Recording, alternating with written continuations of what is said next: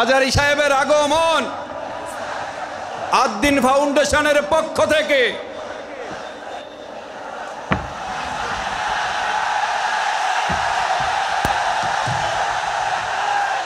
লিল্লাহে তাকবীর, লিল্লাহে তাকবীর, লিল্লাহে তাকবীর।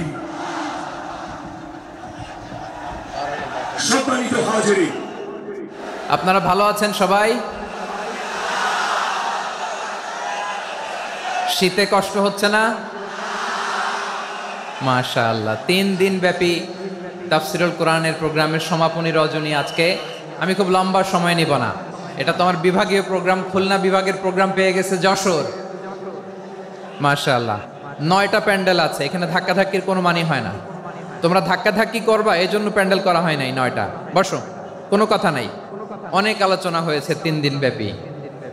দেশ বরেণ্য প্রথিতযশা ওলামায়ে হজরতের মুখে আপনারা অসংখ্য কথা শুনেছেন। আমলের জন্য এগুলোই যথেষ্ট, নতুন করে আমার বলার কিছুর দরকার নাই। নতুন করে উপস্থাপনের মতো বলার মতো আমার কাছে কিছু নাইও। যা বলার 1500 বছর আগে আল্লাহ তাআলা উম্মাকে বলে দিয়েছেন, ঠিক কিনা? এমন কিতাব দান করেছে যে কিতাবে ভুল নাই, যতই পড়ি ততই শেখা যায়। বিয়ন্ডলেস, বাউন্ডলেস, বটমলেস, কুল কিনারা নাই, কুল কিনারাবিহীন সাগর। পড়েন সুবহানাল্লাহ। আসুন এখানে আসার বসার এই প্রোগ্রামে অংশগ্রহণ করার উদ্দেশ্যকে, নিয়তকে আমরা খালেস করে নেই। আজকে আমরা যা শুনবো শিখবো আমলের নিয়তে শুনবো, ঠিক কিনা বলেন? শেষ পর্যন্ত নীরবতা বজায় রাখবো। আমি উঠবো, আপনারা উঠবেন। এর আগে ওঠা যাবে না। স্কেডিউলে একটু চেঞ্জ এসেছে, এশার সালাত হয়নি। আমার আলোচনার পরপরই আজান হবে। এশার সালাতে আমরা জামাতে অংশগ্রহণ করে একসাথে বিদায় নেব ইনশাল্লাহ। বলেন, যে টপিকটি নিয়ে আমি আপনাদের সামনে আজকে কথা বলতে চাই, টপিকটি অনেক গুরুত্বপূর্ণ। টপিকটি হচ্ছে হিউম্যান রিসোর্স ডেভেলপমেন্ট, মানব সম্পদ উন্নয়ন। কারণ আল্লাহ তাআলা আমাদের যা দেখ আর না দেখ এটা দিছে। মানুষ আর মানুষ, 18 কোটি মানুষ, ঠিক কিনা? এই 18 কোটির জনসংখ্যার দেশে বসবাস করে আমরা খুশি না বেজার? খুশি হইতে হবে, বেজার হইেন না। জাপানের খবর জানেন? তাদের গ্রোথ রেট নিচের দিকে, উল্টো। জনসংখ্যা নাই, বাচ্চা নিলে, সন্তান নিলে গভর্নমেন্ট তাদের টাকা দেয়। আমাদেরকে আল্লাহ তাআলা দয়া করে মায়া করে এই সম্পদটা দিয়েছেন। এই মানব সম্পদকে যেন আমরা কাজে লাগাই ইনশাআল্লাহ। পড়েন সবাই। হিউম্যান রিসোর্স ডেভেলপমেন্ট অনেক জনগুরুত্বপূর্ণ বিষয়, খুব সেন্সিটিভ বিষয়। বুঝতে হবে যশোরের স্মার্ট ছেলেরা, এই যে আমি যাদেরকে দেখতে পাচ্ছি, all are the gen Z of Jessore. যারা জেন জি, ওরা স্মার্ট, ওরা ইশারা ইঙ্গিতে কাজ করে। এই যে পুরো গদি উল্টায় দিছে, ঠিক কিনা? 24-এর ছাত্র নাগরিক অভ্যুত্থান আমাদের দেখিয়ে দিচ্ছে কিভাবে চোখের ইশারায় গদি উল্টে দিতে হয়। তো এই জেনজিদের নিয়ে বসেছি, ওরা তো স্মার্ট, ওরা ডিস্টার্ব করবে না। মেহরবানি করে আমার সাথে কানেক্ট করো, 1 to 1, brain to brain, eye to eye, eye contact করো আমার সাথে। তাকাও, কষ্ট হলো আমার দিকে তাকাও, আওয়াজ করা যাবে না, আমার দিকে তাকাও। প্রিয় ভাইয়েরা, হিউম্যান রিসোর্স ডেভেলপমেন্টের ব্যাপারে কিছু কথা বলবো। এই যে আমাদের বিশাল জনসংখ্যা, এই জনসংখ্যাকে কি করে জনসম্পদে রূপান্তরিত করা যায় এ ব্যাপারে কথা বলবো। আমি সূরাতু বনী ইসরাইলের 70 নম্বর আয়াত তেলাওয়াত করেছি। এই আয়াতের আলোকে কিছু কথা আমি আপনাদের সামনে বলবো। আল্লাহ তাআলা ইরশাদ করছেন, ওয়ালাকাদ কাররামনা বনী আদম ওয়া হামালনাহুম ফিল বাররি ওয়াল বাহরি ওয়া রাযাকনাহুম মিনাত তাইয়্যিবাত ওয়া ফাদ্দালনাহুম আলা কাসীরিম মিম্মান খালাকনা তাফদীলা। পড়েন আল্লাহু আকবার। রব্বুল আলামিন বলেন, ওয়ালাকাদ কাররামনা বনী আদম, আমি বনী আদমকে সম্মানিত করেছি, বনী আদমকে মর্যাদা দিয়েছি। ওয়া হামালনাহুম ফিল বাররি ওয়াল বাহর, বনী আদমকে জলে স্থলে, স্থলে এবং সমুদ্রে চলাচলের বাহন দিয়েছি। ওয়া রাযাকনাহুম মিনাত তাইয়্যিবাত, তাদেরকে পবিত্র রিজিকের বন্দোবস্ত করেছি। ওয়া ফাদ্দালনাহুম আলা কাসীরিম মিম্মান খালাকনা তাফদীলা, আর আমি আল্লাহ যাদেরকে সৃষ্টি করেছি তাদের মধ্য থেকে বনি আদমকে আমি শ্রেষ্ঠ বানিয়েছি। আমরা শ্রেষ্ঠ, আমরা আশরাফুল মাখলুকাত। আমরা কি এই যে এমনি চিল্লাচিল্লি করে জিজ্ঞেস করলে বলে না, আমরা আশরাফুল মাখলুকাত। আমরা কি শ্রেষ্ঠ, সবার চেয়ে সেরা। আমাদের মতো করে আল্লাহ কাউকে বানায় নাই। দুই পায়ে ভর করে শির দ্বারা এরকম স্ট্যান্ড রেখে মাথা উঁচু করে দাঁড়াতে পারে এরকম কোন প্রাণী পৃথিবীতে আছে? এজন্য আল্লাহ বলেন ওয়ালাকাদ কাররামনা বানি আদম, আমি বনি আদমকে সম্মানিত করেছি, তাদেরকে আমি মর্যাদা দিয়েছি। তাদেরকে আমি যত মর্যাদা দিয়েছি আমার কোন সৃষ্টিকে এত মর্যাদা দেই নাই। পড়েন সুবহানাল্লাহ। I have dignified the status of the sons of Adam. আদমের সব সন্তানের মর্যাদা আমি বাড়িয়েছি। আল্লাহ এখানে বলেননি ওয়ালাকাদ কাররামনাল মুমিনিন, আমি মুমিনের মর্যাদা বাড়িয়েছি, বলেছেন? আল্লাহ এখানে বলেন নাই ওয়ালাকাদ কাররামনাল মুসলিমিন, আমি মুসলিমের মর্যাদা বাড়িয়েছি। আল্লাহ বলেছেন ওয়ালাকাদ কাররামনা বানি আদম, আমি বনি আদমের সম্মান বাড়িয়েছি। হোক সে মুমিন কিংবা কাফের, মুসলিম কিংবা মুশরিক, আস্তিক কিংবা নাস্তিক, আরব কিংবা অনারব, যেই হোক না কেন আদম সন্তান সবগুলার মর্যাদা বাড়ায় দিয়েছে কে? সবার মর্যাদা আল্লাহ বাড়িয়েছে। মানুষ হিসেবে মর্যাদা। বিশ্বনবী সাল্লাল্লাহু আলাইহি ওয়াসাল্লাম ইহুদির লাশ দেখে দাঁড়িয়ে গেলেন। কার লাশ? আমার যশোরের ভাইয়েরা আওয়াজ করে বলুন, কার লাশ? ইহুদির লাশ দেখে দাঁড়ায় গেলেন। সাহাবারা বললেন ইয়া রাসূলুল্লাহ, আপনি দাঁড়ালেন যে, এটা তো ইহুদির লাশ। বিষ্ণু বললেন আওয়ালাইসাত নাফসান, এটা কি মানুষ নয়? এটা হোক ইহুদি হোক খ্রিস্টান, এটা তো মানুষ। আমি মানুষ দেখে দাঁড়িয়েছি। আই স্যালিউট দ্য হিউম্যানিটি, আমি মানবতাকে সম্মান করেছি। পড়েন সুবহানাল্লাহ। তাহলে এই জমিনে মানুষের মর্যাদা বেশি, হোক আস্তিক হোক নাস্তিক, হোক মুমিন কিংবা কাফের। আদমের সন্তান হলে, মানুষ হলেই তার মর্যাদা বাড়িয়েছে কে?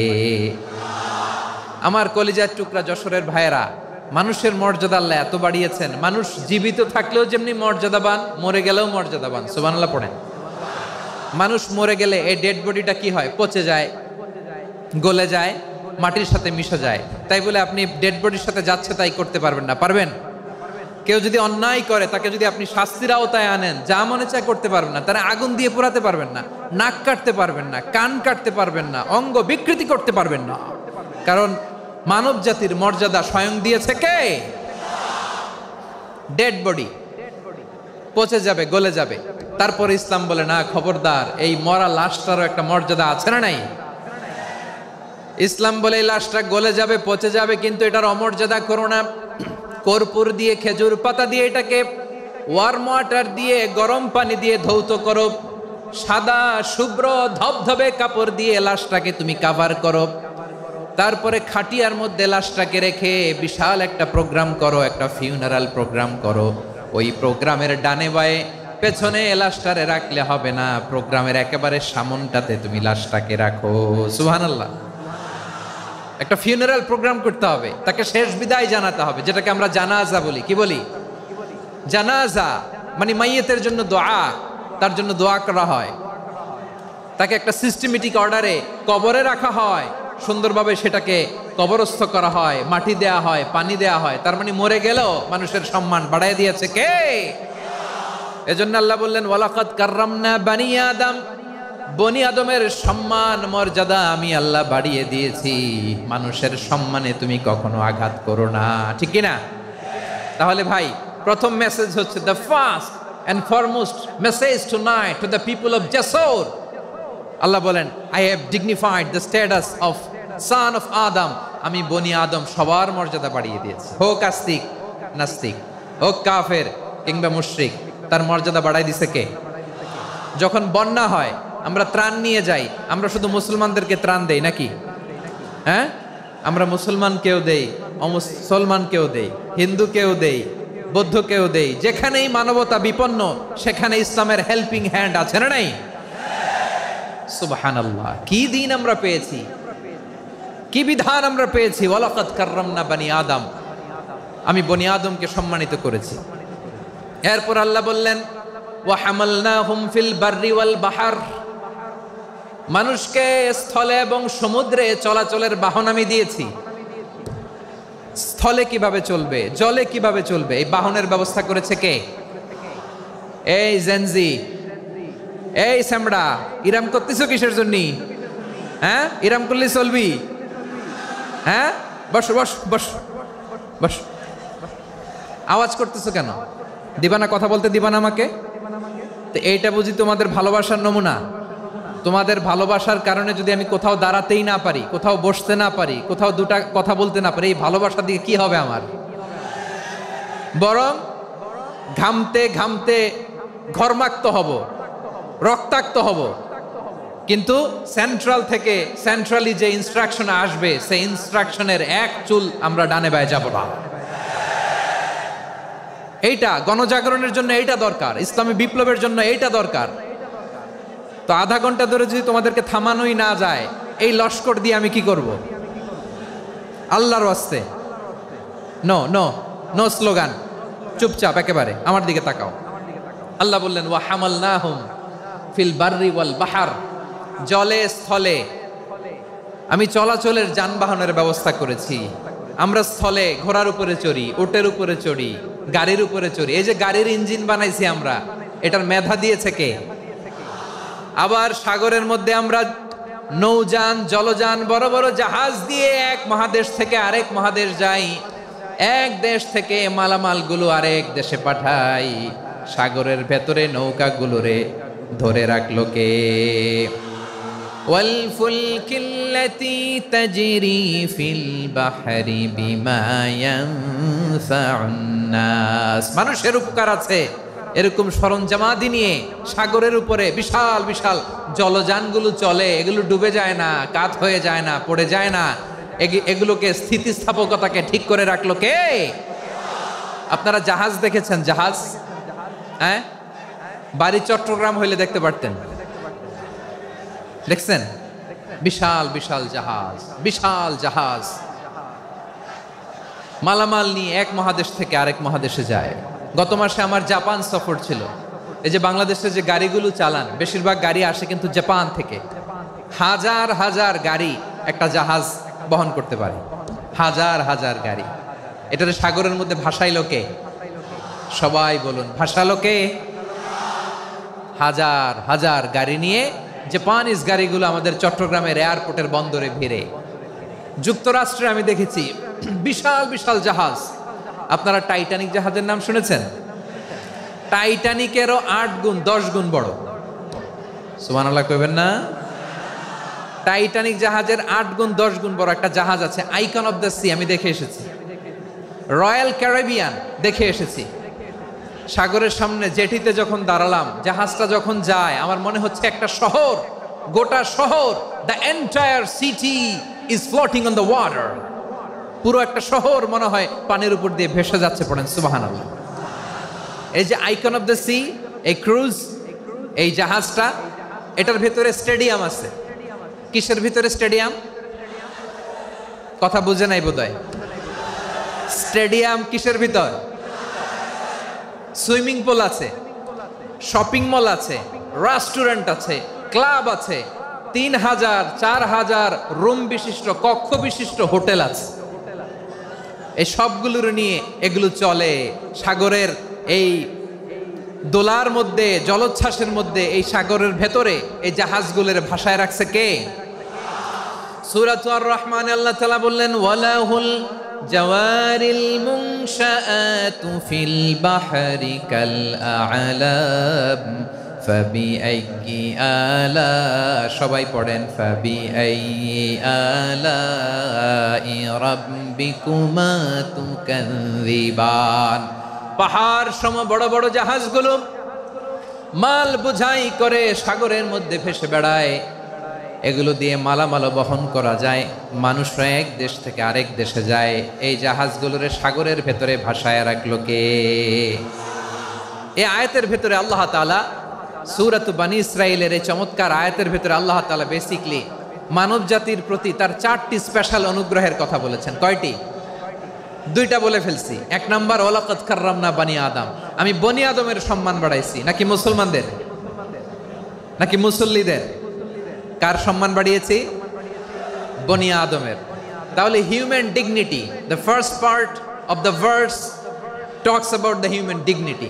2 নম্বর অংশ আল্লাহ তাআলা বললেন ওয়া হামালনাহুম ফিল বাররি ওয়াল বাহর, স্থলে এবং সমুদ্রে আমি তাদের জন্য চলাচলের বাহন দিয়েছি। সুবহানাল্লাহ। তার মানে smooth movement on land and sea, জলে এবং স্থলে যাতে আমরা স্মুথলি মুভ করতে পারি আল্লাহ তাআলা দিয়েছেন। 3 নম্বর আল্লাহ তাআলা বললেন ওয়া রাযাকনাহুম মিনাত তাইয়্যিবাত, মানুষের জন্য আমি পবিত্র রিজিকের ব্যবস্থা করেছি। জলে এবং স্থলে যত প্রাণী আছে সবগুলা প্রাণীকে রিজিক দেয় কে? আমাদেরকে রিজিক দেয় কে? সাগরের মাছগুলোকে, বড় বড় তিমি মাছগুলোরে রিজিক দেয় কে?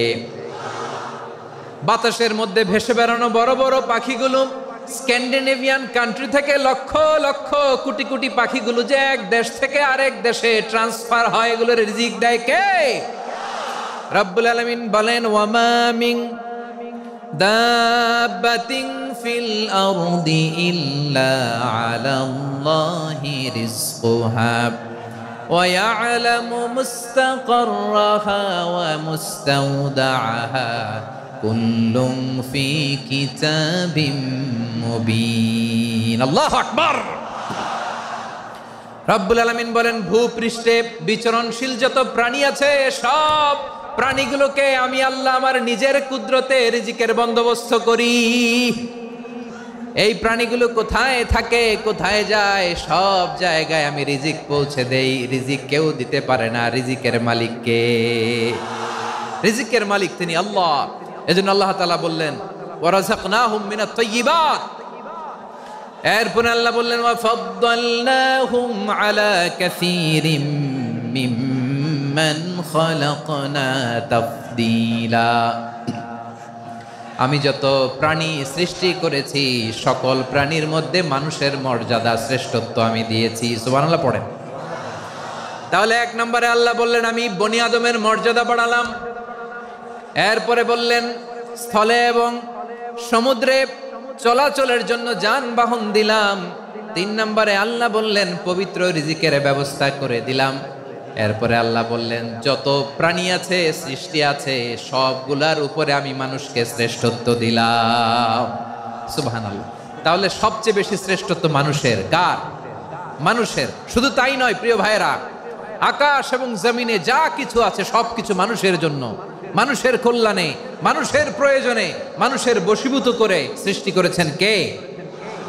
রব্বুল আলামিন বলেন হুয়াল্লাযী খালাকা লাকুম মা ফিল আরদি জামিআ। এই জমিনের মধ্যে যা কিছু আমি আল্লাহ সৃষ্টি করেছি সব কিছু আমি মানুষের জন্য সৃষ্টি করেছি। পড়েন সুবহানাল্লাহ। হুয়াল্লাযী খালাকা লাকুম মা ফিল আরদি জামিআ, যা আছে সব আমাদের জন্য, সব আমাদেরকে সার্ভিস দেওয়ার জন্য, আমাদের উপকারের জন্য, আমাদের কল্যাণের জন্য। আওয়াজ করে সবাই পড়ুন আল্লাহু আকবার।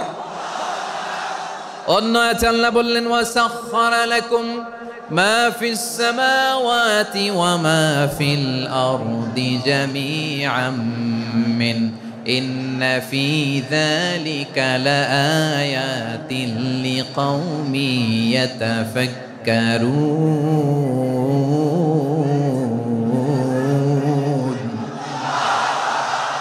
প্রথমে আল্লাহ বললেন জমিনে যা আছে সব তোমাদের কল্যাণে আমি সৃষ্টি করলাম।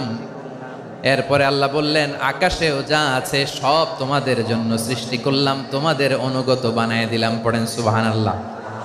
মানুষের কি ব্রেইন দেখেন, মানুষ জমিন ছেড়ে আকাশে চলে যায়। পাখি দেখে মানুষের শখ হলো পাখি যেহেতু উঠতে পারে আমরাও পারবো। অরবিল রাইট, উইলবার রাইট, 2 ভাই মিলে আঁকাঝোঁকা করতে করতে করতে করতে প্লেন বানায় ফেললো। কোন সুবহানাল্লাহ। এখন পাখিও ওরে, আমরাও ওরি। এরপরেই মানুষের কৌতূহল থামে না এখানে। মানুষ চলে গিয়েছে চাঁদে। কোথায় গেছে? এখন কিন্তু চাঁদে জমি বিক্রি হয় জানেন। পৃথিবী নিয়ে মারামারি শেষ। রাশিয়া আমেরিকা এখন ধরছে চাঁদ আর মঙ্গল গ্রহ। এখন চাঁদে জমি বিক্রি হয়, মঙ্গলে জমি বিক্রি হয়। এই চাঁদ, মঙ্গল, বৃহস্পতি, শনি সব আল্লাহ তাআলা আমাদের জন্য বানিয়েছেন। সুবহানাল্লাহ পড়েন। মানুষ সাগরের উপরে চড়ে, শূন্যে ভেসে বেড়ায়, পাহাড় কেটে সুড়ঙ্গ বানায়, টানেল বানায়। মানুষ ব্রডব্যান্ডের লাইন নিয়ে যায় সাগরের ভেতর দিয়ে, এক দেশ থেকে আরেক দেশে, এক মহাদেশ থেকে আরেক মহাদেশে। সুবহানাল্লাহ পড়েন। তার মানে গোটা বিশ্বের সব কিছুর উপরে control, superiority over all creatures, সব কিছুর উপর কন্ট্রোল, মনিটরিং, নিয়ন্ত্রণ, এটা প্রতিষ্ঠা করে দিয়েছে কে? এজন্যই মানুষের শ্রেষ্ঠত্ব। ওয়ালাকাদ কাররামনা বানি আদম, আমি বনি আদমের সম্মান বাড়িয়েছি, মর্যাদা আমি বাড়িয়ে দিয়েছি এই কারণে, কারণ মানুষ সব কিছুর উপর নিয়ন্ত্রণ নিতে পারে। মানুষকে নিয়ে এই কোরআনের সব আলোচনা, মানুষকে নিয়ে এই কোরআনের সব। তাই কোরআনের কেন্দ্রীয় আলোচ্য বিষয় হচ্ছে মানুষ। কোরআনের কেন্দ্রীয় আলোচ্য বিষয় কি?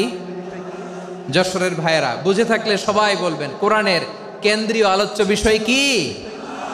এই যে আমি মূল আলোচনায় যাচ্ছি এখন। কেন মানুষ কোরআনের কেন্দ্রীয় আলোচ্য বিষয়? এই যে ভাইয়েরা, এই যে হাত জোর করে, এই যে Jessore Gen Z, the smart people of Jessore, হাত জোর করে বলতেছে, হাত জোর করে তোদের কাছে আল্লাহর দোহাই লাগে, স্টপ স্টপ। শুরুতে একবার বলেছে জায়গা না হলে আস্তে আস্তে ধাক্কা দিবা, সামনে না পিছনে, দিয়ে দিয়ে বের হয়ে চলে যাও। এলইডিতে দেখো, এই যে এই যে আল্লাহর ওয়াস্তে জায়গা না হলে ওদিকে যাও। কোরআনের মাহফিলে বিশৃঙ্খলা, এটা কাফিরদের আলামত। কাফিররা শীষ দিত, শীষ। বিশ্বনবী কোরআনের তাফসির করলে কাফিররা শীষ দিত আর ক্ল্যাপিং করত, হুইসেল এন্ড ক্ল্যাপিং।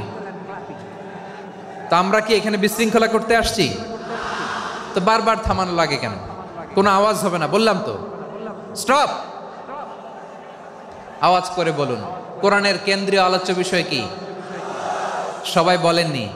এতগুলো মানুষ উত্তর দিলে এতটুকু আওয়াজ হয়, অন্তত আমি বিশ্বাস করি না। যশোর, আওয়াজ করে বলো, কোরআনের কেন্দ্রীয় আলোচ্য বিষয় কি? মানুষ। এই মানুষ কোরআনের কেন্দ্রীয় আলোচ্য বিষয়। মানুষকে আল্লাহ স্বাধীনতা দিয়েছেন। ফামান শাআ ফালইউমিন ওয়া মান শাআ ফালইয়াকফুর। চাইলে মুমিন হতে পারো, চাইলে কাফের হতে পারো, তোমার ইচ্ছা। তবে জেনে রাখো, মুমিন হলে পাবা জান্নাত, কাফির হলে পাবা জাহান্নাম। নাও দ্য ডিসিশন ইজ ইয়ার্স। সিদ্ধান্ত তোমার, জান্নাতে যাবা না জাহান্নামে যাবা। যশোরের ভাইয়ের আওয়াজ করে বলুন, কই যেতে চান, জান্নাতে না জাহান্নামে? ডান দিকে না বাম দিকে? ডানপন্থী না বামপন্থী? চিল্লা চিল্লি না চুপচাপ? চুপচাপ কয়ে আবার চিল্লাচিল্লি শুরু করে দিচ্ছে। মাশাআল্লাহ। তাহলে কোরআনের কেন্দ্রীয় আলোচ্য বিষয় মানুষ। আমার সাথে থাকতে হবে, তোমাদেরকে নিয়ে আমি আলোচনা শেষ পর্যন্ত যাব। অনেক গুরুত্বপূর্ণ কথা বাকি আছে, আমাকে সহযোগিতা করতে হবে। মাশাআল্লাহ, এই তো ঠান্ডা হয়েছে। হ্যাঁ, ঠিক আছে ঠিক আছে ঠিক আছে। মানুষকে আল্লাহ এত স্বাধীনতা দিয়েছেন, মানুষ চাইলে অনেক ভালো হইতে পারে। ভালোর রাস্তাও খোলা, খারাপ হওয়ার রাস্তাও খোলা। ভালো হইলে মানুষ অনেক ভালো, খারাপ হইলে অনেক খারাপ।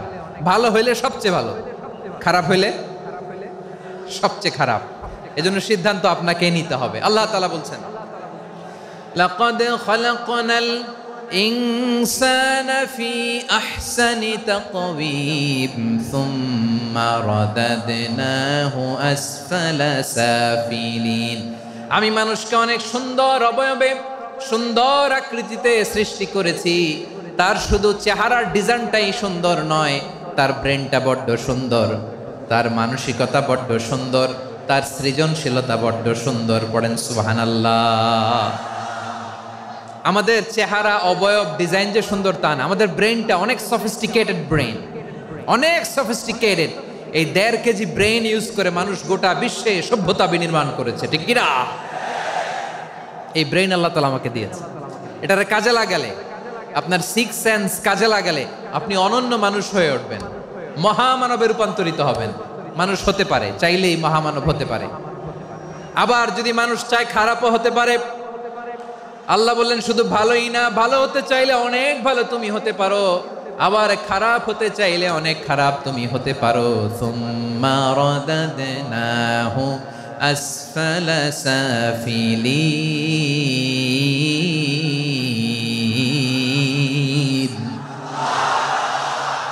খারাপ হলে একেবারে খারাপ হতে পারো, নিকৃষ্ট হলে একেবারে নিকৃষ্ট হতে পারো, ভালো হলেও ভালো হতে পারো। কোন সুবহানাল্লাহ। এবার আওয়াজ করে বলুন, ভালো হতে চাই না খারাপ? শ্রেষ্ঠ না নিকৃষ্ট? মানুষ ভালো হলে মানুষ ফেরেশতার চেয়েও ভালো, মানুষ খারাপ হলে সে পশুর চেয়েও খারাপ। কথা ঠিক কিনা বলেন? ভালো হলে ফেরেশতার চেয়েও ভালো, খারাপ হলে পশুর চেয়েও নিকৃষ্ট। তার মানে শ্রেষ্ঠত্বে মানুষ, শ্রেষ্ঠত্বে ফেরেশতাকে হার মানায়, আর অধপতনে শ্রেষ্ঠত্বে ফেরেশতাকে ছাড়িয়ে যায়, আর অধপতনে পশুকেও হার মানায়। আই রিপিট, আমি আবারও বলছি, মানুষ শ্রেষ্ঠত্বে ফেরেশতাকে ছাড়িয়ে যায়, আর অধপতনে সে পশুকেও হার মানায়। আওয়াজ করে বলতে হবে ঠিক কি না? এটার প্রমাণ কি? মানুষ শ্রেষ্ঠ হইলে যে ফেরেশতার চেয়েও সেরা, তার প্রমাণ কি?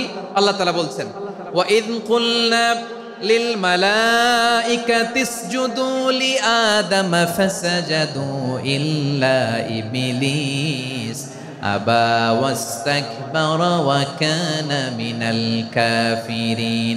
আল্লাহ বলেন, স্মরণ করো সে সময়ের কথা যখন আমি ফেরেশতাদেরকে বললাম, ও ফেরেশতারা আদমকে সেজদা দাও।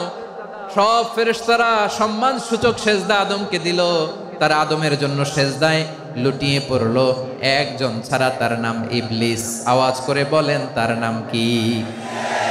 সে অহংকার প্রদর্শন করলো, সে কাফের হয়ে গেল, বাকি সব ফেরেশতারা সেজদা দিল। সুবহানাল্লাহ। আবার আদম আলাইহিস সালামকে আল্লাহ জিজ্ঞেস করলেন, সব বলে দিল উত্তর, কিন্তু ফেরেশতাদেরকে একই প্রশ্ন জিজ্ঞেস করলেন, তারা উত্তর করতে পারে নাই। তার মানে এর মধ্য দিয়ে প্রমাণিত হয়, মানুষ ভালো হলে ফেরেশতার চেয়েও ভালো, ফেরেশতার চেয়েও মানুষের মর্যাদা বাড়িয়ে দিয়েছে কে? সব নূরের ফেরেশতা যখন মাটির আদমকে সেজদা দেয়, এটা প্রমাণ করে ফেরেশতার চেয়েও মানুষের মর্যাদা বাড়িয়ে দিয়েছে কে? তুমি মাটির আদমকে প্রথম সৃষ্টি করিয়া ঘোষণা করিয়া দিলে শ্রেষ্ঠ বলিয়া, তাই তো নূরের ফেরেশতা করে আদমকে সেজদা। ঠিক কিনা বলেন? তাই তো নূরের ফেরেশতা করে আদমকে সেজদা, সবার চেয়ে সম্মান দিলে মাটির আদমকে। আল্লাহু আল্লাহু তুমি জাল্লে জালালুহু, শেষ করা তো যায় না গে তোমার গুণগান। পড়েন না? পড়েন। আল্লাহু আল্লাহু তুমি জাল্লে জালালুহু, শেষ করা তো যায় না গে তোমার গুণগান। আল্লাহু আল্লাহু, আল্লাহু আকবার। আদমের মর্যাদা বেশি, মানুষের মর্যাদা বেশি, মানুষ শ্রেষ্ঠ, তার প্রমাণ নূরের ফেরেশতা মাটির আদমকে সেজদা করে। আওয়াজ করে বলেন ঠিক কি না? তাহলে মানুষ ভালো হলে ফেরেশতার চেয়ে ভালো, আবার মানুষ যদি খারাপ হয় সে পশুর চেয়েও খারাপ। অধপতনে পশুত্বকে হার মানায়। তার প্রমাণ, তার প্রমাণ কি? তার প্রমাণ হচ্ছে যশোরের ভাইরা দেখবেন পত্রিকায় নিউজ পেপারে মাঝে মাঝে এরকম দেখা যায়, এক মানুষ আরেক মানুষকে হত্যা করে 20 টুকরা করে বস্তার ভিতরে ভরেছে। আপনারা এই নিউজ পড়েন নাই না? দেখেন নাই? দেখছেন? মানুষ মানুষকে হত্যা করে কয় টুকরা?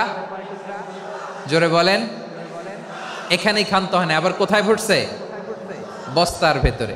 আচ্ছা, বুঝে থাকলে আওয়াজ করে বলেন, কোনদিন শুনছেন একটা হাতি আর একটা হাতিকে হত্যা করে 20 টুকরা করছে, এরপরে বস্তার ভিতরে ভরছে? হয়েছে? তাহলে দেখেন, মানুষ যদি খারাপ হয় সে পশুকেও হার মানায়। চিল্লায় বলো ঠিক কিনা? এমনও দুশ্চরিত্র মানুষ আছে যার যার নজর থেকে 6 মাসের ছোট্ট মেয়ে থেকে শুরু করে 80 বছরের বৃদ্ধারাও নিরাপদ নয়। পশুকেও হার মানে। মানুষ মানুষের ঘর জ্বালিয়ে পুড়ে মেসাকার করে দেয়, জনপদের পর জনপদ জ্বালায় দেয়। এরকম আছে না নাই? বোমা মেরে শহরগুলো উড়িয়ে দেয়। এই যে ইসরায়েল গাজার মধ্যে যে অ্যাটাক করেছে, এরা মসজিদ মানে নাই, মসজিদে বম ফেলেছে। এরা খ্রিস্টানদের চার্চ গির্জা মানে নাই, গির্জায় বম ফেলেছে। পৃথিবীর ইতিহাসে never happened in the history of the world that someone bombed on a hospital, on a ICU center. এমন হাসপাতাল যেখানে আইসিইউর রোগীরা আছে, ওই হাসপাতালের উপরও ইসরায়েলি সৈনিকেরা বোমা মেরেছে। জোরে বলেন ঠিক কিনা? এরা মানুষ? আওয়াজ করে বলেন, এরা মানুষ না। প্রিয় ভাইয়েরা, চোখ কান নাক মুখ থাকলেই মানুষ না। যা সামনে দেখেন এগুলো সব মানুষ না, এগুলো জনসংখ্যা। এগুলো কি? সবাই বলুন, এগুলো কি? বাড়ছে জনসংখ্যা, কমছে মানুষ। বাড়ছে জনসংখ্যা, কমছে। এই দুনিয়া এখন তো আর সেই দুনিয়া নাই, মানুষ নামের মানুষ আছে দুনিয়া বোঝাই, সেই মানুষের ভিড়ে আমার আসল মানুষ নাই। ঠিক কিনা? আসল মানুষের বড্ড অভাব, আসল মানুষের বড্ড অভাব। আমার ভাইয়েরা, মানুষ খারাপ হলে পশুকেও হার মানায়। আচ্ছা, আওয়াজ করে বলেন, এই যশোরের ছেলেরা এদিক তাকাও, আওয়াজ করে বলো, যে ইসরায়েলি সোলজাররা উপর থেকে বোমা মারল, তারাও মানুষ? তারাও কি? ওরাও রক্তে মাংসে মানুষ, ওদেরও পরিবার আছে। বোমা মেরে যেই মেয়েটাকে তারা অনাথ বানায়, ইয়াতিম বানায়, ও কিন্তু বাসায় ওর মেয়েটাকে রেখে আসছে। ঠিক কিনা বলেন? বম্বিং করে যে বাবাকে মেরে, স্বামীকে মেরে স্ত্রীকে বিধবা বানায়, তারও ঘরে স্ত্রী আছে। উপর থেকে বম মেরে মানুষ মেরে দিচ্ছে, তারাও মানুষ। 1945 সালের 6 আগস্ট আমেরিকান সোলজাররা হিরোশিমায় বম মেরেছে। আমি নিজে দেখে এসেছি জাপানের হিরোশিমাতে। সকাল 8:15 মানুষ কেউ অফিসে যাচ্ছিল, কেউ খেতে খামারে কাজ করতে যাচ্ছিল। লিটল বয় নামে একটা বোম মেরেছে তারা। এই বোমের আঘাতে, পারমাণবিক এই বোমার রেডিয়েশনে আঘাতে, বোম ব্লাস্ট হওয়ার পরে মুহূর্তের মধ্যে 1,40,000 নাই। উপর থেকে যারা মারতেছে এরাও মানুষ, যাদেরকে মারলো তারাও। তার মানে মানুষে মানুষে পার্থক্য আছে না? নেই? মানুষে মানুষে পার্থক্য আছে। নাক কান চোখ মুখ থাকলেই মানুষ নয়। বাড়ছে জনসংখ্যা, কমছে মানুষ। চিল্লায় বলো ঠিক কিনা? তাহলে আমরা বুঝলাম, মানুষ ভালো হলে অনেক ভালো, খারাপ হলে অনেক খারাপ। ও আমার কলিজার টুকরা যশোরের ভাইয়েরা, আসুন না 3 দিন ব্যাপী এই তাফসিরুল কোরআনের ঐতিহাসিক প্রোগ্রাম থেকে আমরা সিদ্ধান্ত নেই, আমরা ভালো মানুষ হব নাকি খারাপ মানুষ হব। কলিজা থেকে, প্রাণ থেকে আওয়াজ করে সবাই বলুন, ভালো মানুষ নাকি খারাপ মানুষ? ভালো মানুষ হইতে হবে। ভালো মানুষ যারা জগৎটাকে এনলাইটেন করবে, যারা এনলাইটেন করবে, যারা সত্যের বীর সেনানী হয়ে দাঁড়াবে, যারা সত্যের পক্ষে কথা বলবে, যারা জালিমের মসনদকে ভেঙে খান খান করে দেবে। এরকম হওয়ার দরকার আছে না নাই? এরকম ভালো মানুষ আমরা হতে চাই কি চাই না? মানুষকে যত্ন নিলে মানুষ যে কত ভালো হয় আপনি কল্পনাও করতে পারবেন না। এই যে আপনাদের যশোরে যে ভালো ছেলেগুলো আছে, যে ভালো তরুণগুলো আছে, যে যুবকগুলো আছে, যে ভালো আলেমরা আছে, ভালো নেতারা আছে, সবাই যদি তাদের মতো হতো, পুরো যশোরটা একটা জান্নাতের টুকরা হয়ে যেত। আওয়াজ করে বলেন ঠিক কিনা? মানুষকে নার্চারিং করলে, মানুষকে পলিশ করলে, মানুষকে গ্রুমিং করলে, মানুষকে সঠিক তারবিয়া দিলে মানুষ অনন্য হয়ে ওঠে। প্রতিটি মানুষ অনন্য। আমি অনন্য, আপনি অনন্য, আমরা সবাই অনন্য। সুবহানাল্লাহ বলেন। মানুষকে আল্লাহ তাআলা দিয়েছেন অসীম ক্ষমতা, অসীম ক্ষমতা। সুবহানাল্লাহ। একটা মানুষ পারে না এমন কিছু নাই, একটা মানুষ পারে না এমন কিছু নাই। বিশ্বাস করতে হবে, মানুষ যা কল্পনা করতে পারে ওইটা মানুষ করে দেখাতে পারে। যশোরের ভাইয়ের, আই রিপিট, আমি আবারও বলছি, এই চিল্লাচিল্লি করলে আমার এই গুরুত্বপূর্ণ কথা তোমরা মিস করবা। আমরা যখন আমার পিতার পৃষ্ঠদেশে ছিলাম, পিতার পৃষ্ঠদেশ থেকে শুক্রাণু যখন মায়ের গর্ভদেশে যেয়ে পড়ে, কতটা শুক্রাণু ভ্রমণ শুরু করে জানো? 20 কোটি শুক্রাণু। একবার সিমেন আউট হলে সেখানে 20 কোটি শুক্রাণু থাকে, ভ্রমণ শুরু করে। ওই 20 কোটি শুক্রাণুর মধ্যে থেকে তুমি আমি আজকে এক বিকশিত শুক্রাণু মানব রূপে পৃথিবীতে এসেছি। সুবহানাল্লাহ। ওই 20 কোটি শুক্রাণুর প্রতিযোগিতায় সবাইরে পেছনে ফেলে সেদিন আমি সফল হয়েছিলাম, সেদিন আমি বিজয়ী হয়েছিলাম।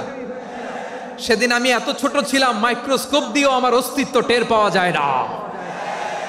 আমি এত তুচ্ছ ছিলাম, নগণ্য ছিলাম, আমার কান ছিল না, আমার চোখ ছিল না, আমার হাত ছিল না, আমার জন্য রিকমেন্ডেশন করার মতো মামু ছিল না, খালা ছিল না, কেউ ছিল না। তারপরেও ওই প্রতিযোগিতায়, ওই কম্পিটিশনে যখন আমারে কেউ হারাতে পারে নাই, আল্লাহর জমিনেও আমারে কেউ হারাতে পারে না। হারার জন্য তোমার জন্মই হয় নাই, তুমি আসছোই জিতার জন্য। সুবহানাল্লাহ। বিশ্বনবী বলেন, আন্নাসু মাআদিন কামাআদিনি যাহাবি ওয়াল ফিদ্দা খিয়ারুহুম ফিল জাহিলিয়াতি খিয়ারুহুম ফিল ইসলাম। Peoples are like mines of gold and silver. সোনার খনি, রূপার খনি, এর চেয়েও বড় খনি হচ্ছে এই মানব সম্পদের খনি। আওয়াজ করে বলেন আল্লাহু আকবার। আল্লাহ তাআলা এই সম্পদ আমাদেরকে দিছে। বিশ্বনবী বলেন, মানুষ হচ্ছে খনির মতো। খিয়ারুহুম ফিল জাহিলিয়াতি খিয়ারুহুম ফিল ইসলাম। জাহিলি যুগে যারা সেরা, ইসলামেও তারা সেরা। ইদা ফাকুহু, যদি তারা বুঝবান হয় তাহলে তাদেরকে সেরা বানায় দিবে কে? তাহলে মানুষের চেয়ে সেরা কেউ হতে পারে? মানুষের চেয়ে অনন্য কেউ হতে পারে? মানুষকে কেউ হারাতে পারে? আওয়াজ করে বলো, তোমাকে কেউ হারাতে পারবে? এই সাহস জাগছে আজকের আলোচনা থেকে। আমি তুমি অনন্য, আমাকে তোমাকে হারায় দেওয়া এত সহজ না, ঠিক কিনা? একটা কথা জীবনের সাথে সেট করে নিতে হবে, আমি জিতি নয় শিখি, আমি কখনো হারি না। জীবনের সাথে সেট করে নাও, জেনজি অফ জেসর, আমি কখনো হারি না, আমি হয় জিতি নয় শিখি। চিল্লায় বলো ঠিক কিনা? আমি কখনো হারি না, আমার হারানো এত সোজা না। কি সাহস জাগছে? বুকে সাহস জাগছে? তাকবীর পড়ো, লিল্লাহে তাকবীর। তাহলে বিশ্বনবী বললেন, নাসু মাআদিন, মানুষ হচ্ছে খনি। এই ধাক্কা ধাক্কি, আমি জানি এগুলো ভালোবাসার ধাক্কা ধাক্কি, এজন্য আমি সহ্য করে নেই। এগুলো যে ভালোবাসার ধাক্কা ধাক্কি, এটা আমরা বুঝি। পৃথিবীর কোন আইন, সিকিউরিটি প্রটোকল দিয়ে এটারে মানানো যাবে না, কারণ এটা তো ভালোবাসা, লাভ। লাভ কোনো আইন কানুন দিয়ে বাধা যায় না, মানানো যায় না, ঠিক কিনা বলো?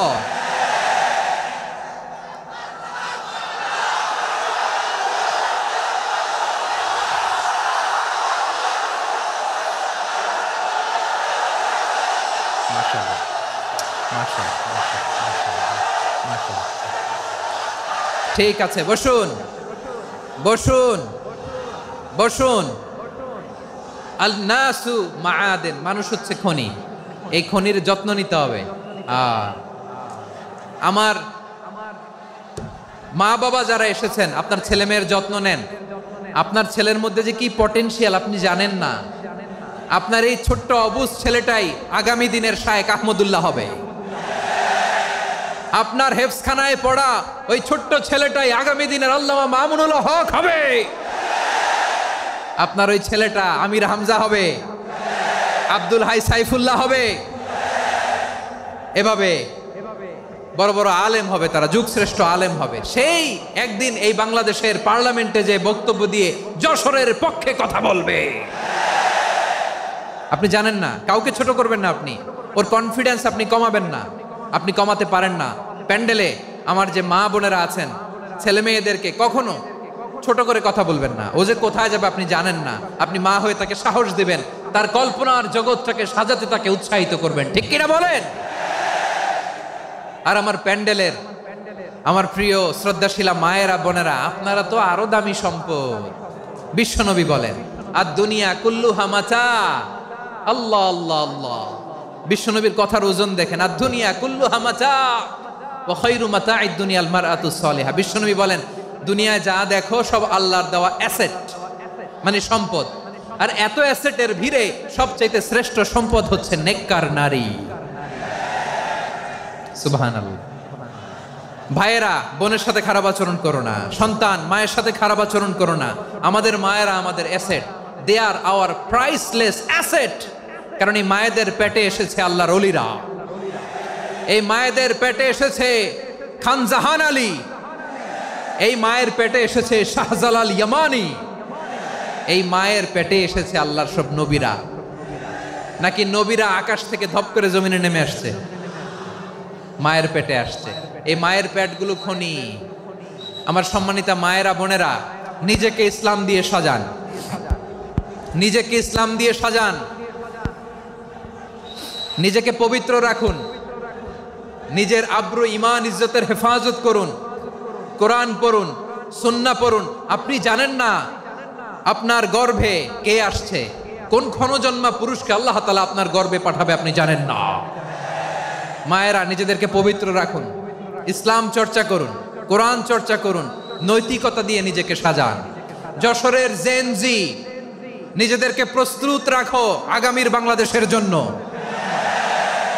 নৈতিকতা, মোরালিটি, ভ্যালিউজ দিয়ে নিজেকে সাজাও, ইসলাম দিয়ে নিজেকে সাজাও, কারণ আগামীর বাংলাদেশ ইসলামের বাংলাদেশ। বাংলাদেশের আসল পরিচয় ইসলাম। বাংলাদেশের আসল পরিচয় কি? সবাই বলে না। বাংলাদেশের আসল পরিচয় কি? এই ইসলাম নিয়ে আমরা সংসদ ভবন সাজাবো, রাজি আছি না নাই?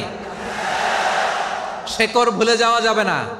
আমরা ধাপে ধাপে শারিয়া আইনের দিকে যাব ইনশাআল্লাহ, কিন্তু জঙ্গিবাদ দিয়ে নয়, কট্টরপন্থা দিয়ে নয়। আমরা ইন্টেলেকচুয়ালি, গ্রাজুয়ালি, ধাপে ধাপে শারিয়া আইনের দিকে মুভ করব ইনশাআল্লাহ। বলো লিল্লাহি তাকবীর। এদেশের আসল পরিচয় সবাই বলে না, আওয়াজ করে, এদেশের আসল পরিচয়। এদেশে আজান শুনে সূর্য ওঠে শহর গ্রামে, এদেশে আজান শুনে সূর্য ডুবে সন্ধ্যা নামে, এদেশে সকল কাজে সবাই বলে বিসমিল্লাহ, এদেশে ভালো কিছু দেখে শুনে হাসি মুখে সবাই বলে মাশা আল্লাহ, সুবহানাল্লাহ সুবহানাল্লাহ সুবহানাল্লাহ সুবহানাল্লাহ সুবহানাল্লাহ সুবহানাল্লাহ সুবহানাল্লাহ সুবহানাল্লাহ। ও নবীন তরুণ তোমার কিসের এত ভয়, জেনে রেখো বাংলাদেশের আসল পরিচয়। বাংলাদেশের আসল পরিচয় ইসলাম। আওয়াজ তুলে বলো, আসল পরিচয় কি? এদেশে পরস্পরে দেখা হলে দেয় সালাম, এদেশে আমজনতার হৃদয় জুড়ে পাক্কা আলাম, ঠিক কি না? এদেশে বিপদ এলে সর্বজনে সর্বক্ষণে দোয়া পড়ে ইন্না লিল্লাহ সুবহানাল্লাহ সুবহানাল্লাহ সুবহানাল্লাহ সুবহানাল্লাহ। এদেশে আজান শুনে সূর্য ওঠে শহর গ্রামে, এদেশে আজান শুনে সূর্য ডুবে সন্ধ্যা নামে, এদেশে সকল কাজে সবাই বলে বিসমিল্লাহ, এদেশে ভালো কিছু দেখে শুনে হাসি মুখে সবাই বলে মাশা আল্লাহ সুবহানাল্লাহ। আওয়াজ করে সুবহানাল্লাহ সুবহানাল্লাহ সুবহানাল্লাহ সুবহানাল্লাহ। সবাই একসাথে সুবহানাল্লাহ সুবহানাল্লাহ সুবহানাল্লাহ সুবহানাল্লাহ। এদেশের আসল পরিচয় কি? আওয়াজ করে বলতে ভয় লাগে। এদেশের আসল পরিচয় কি?